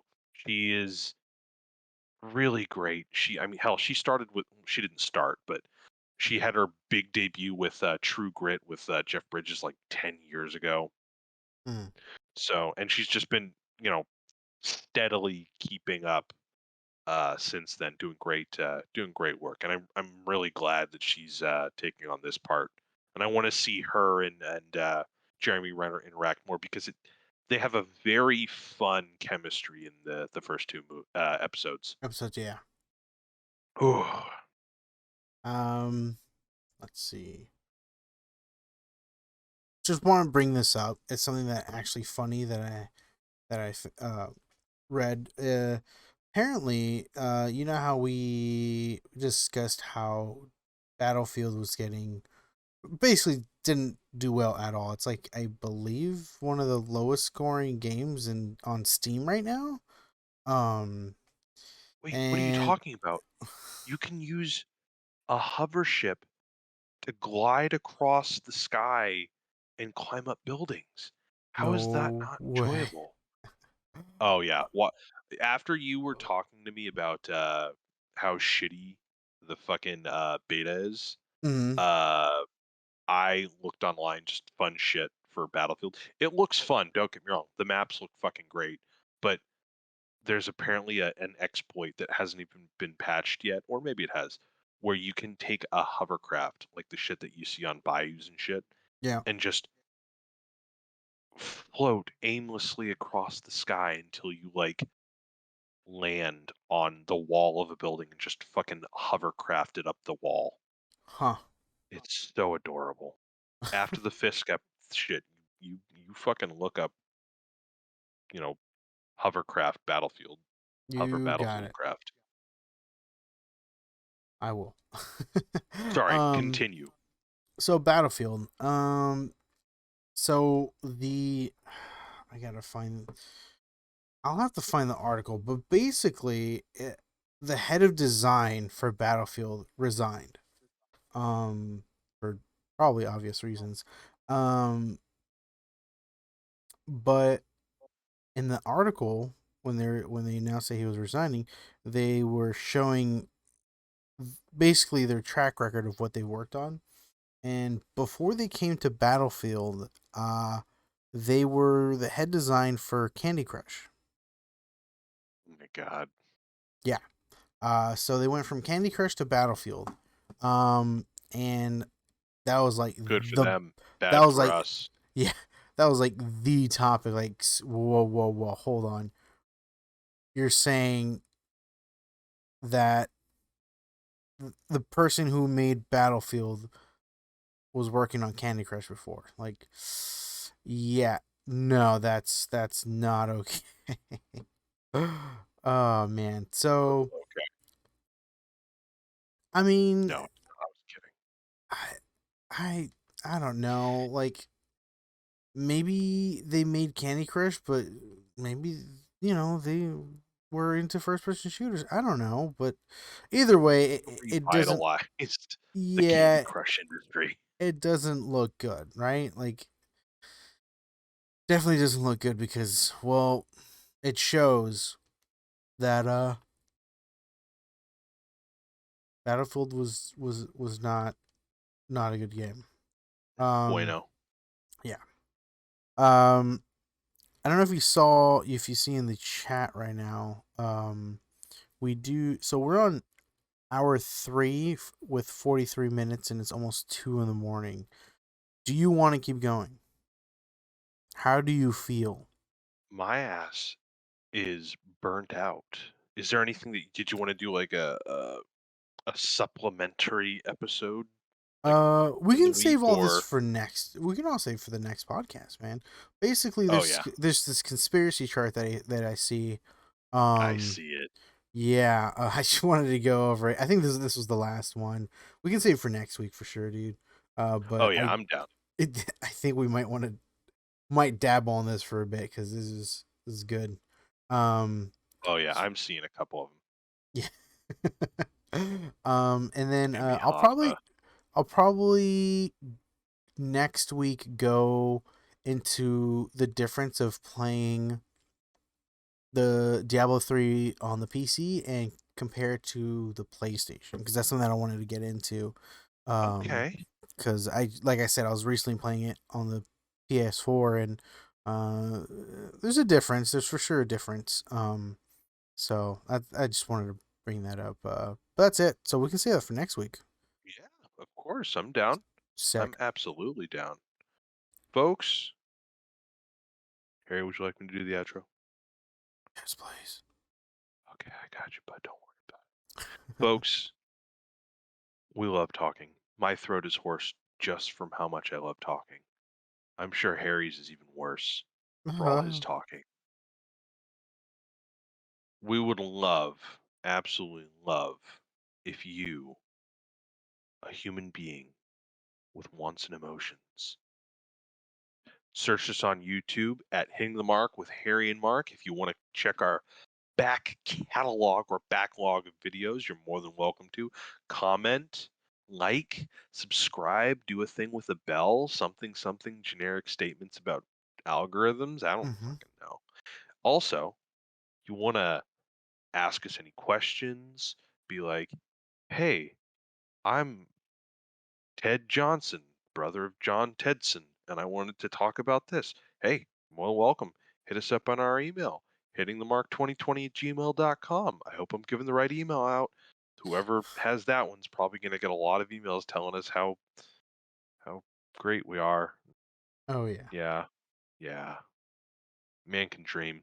And if you want to hear everything Harry says, like everything, and and I mean everything. You like can't get him to stop tweeting. You can hit us up at capital H, capital T, capital M underscore podcast.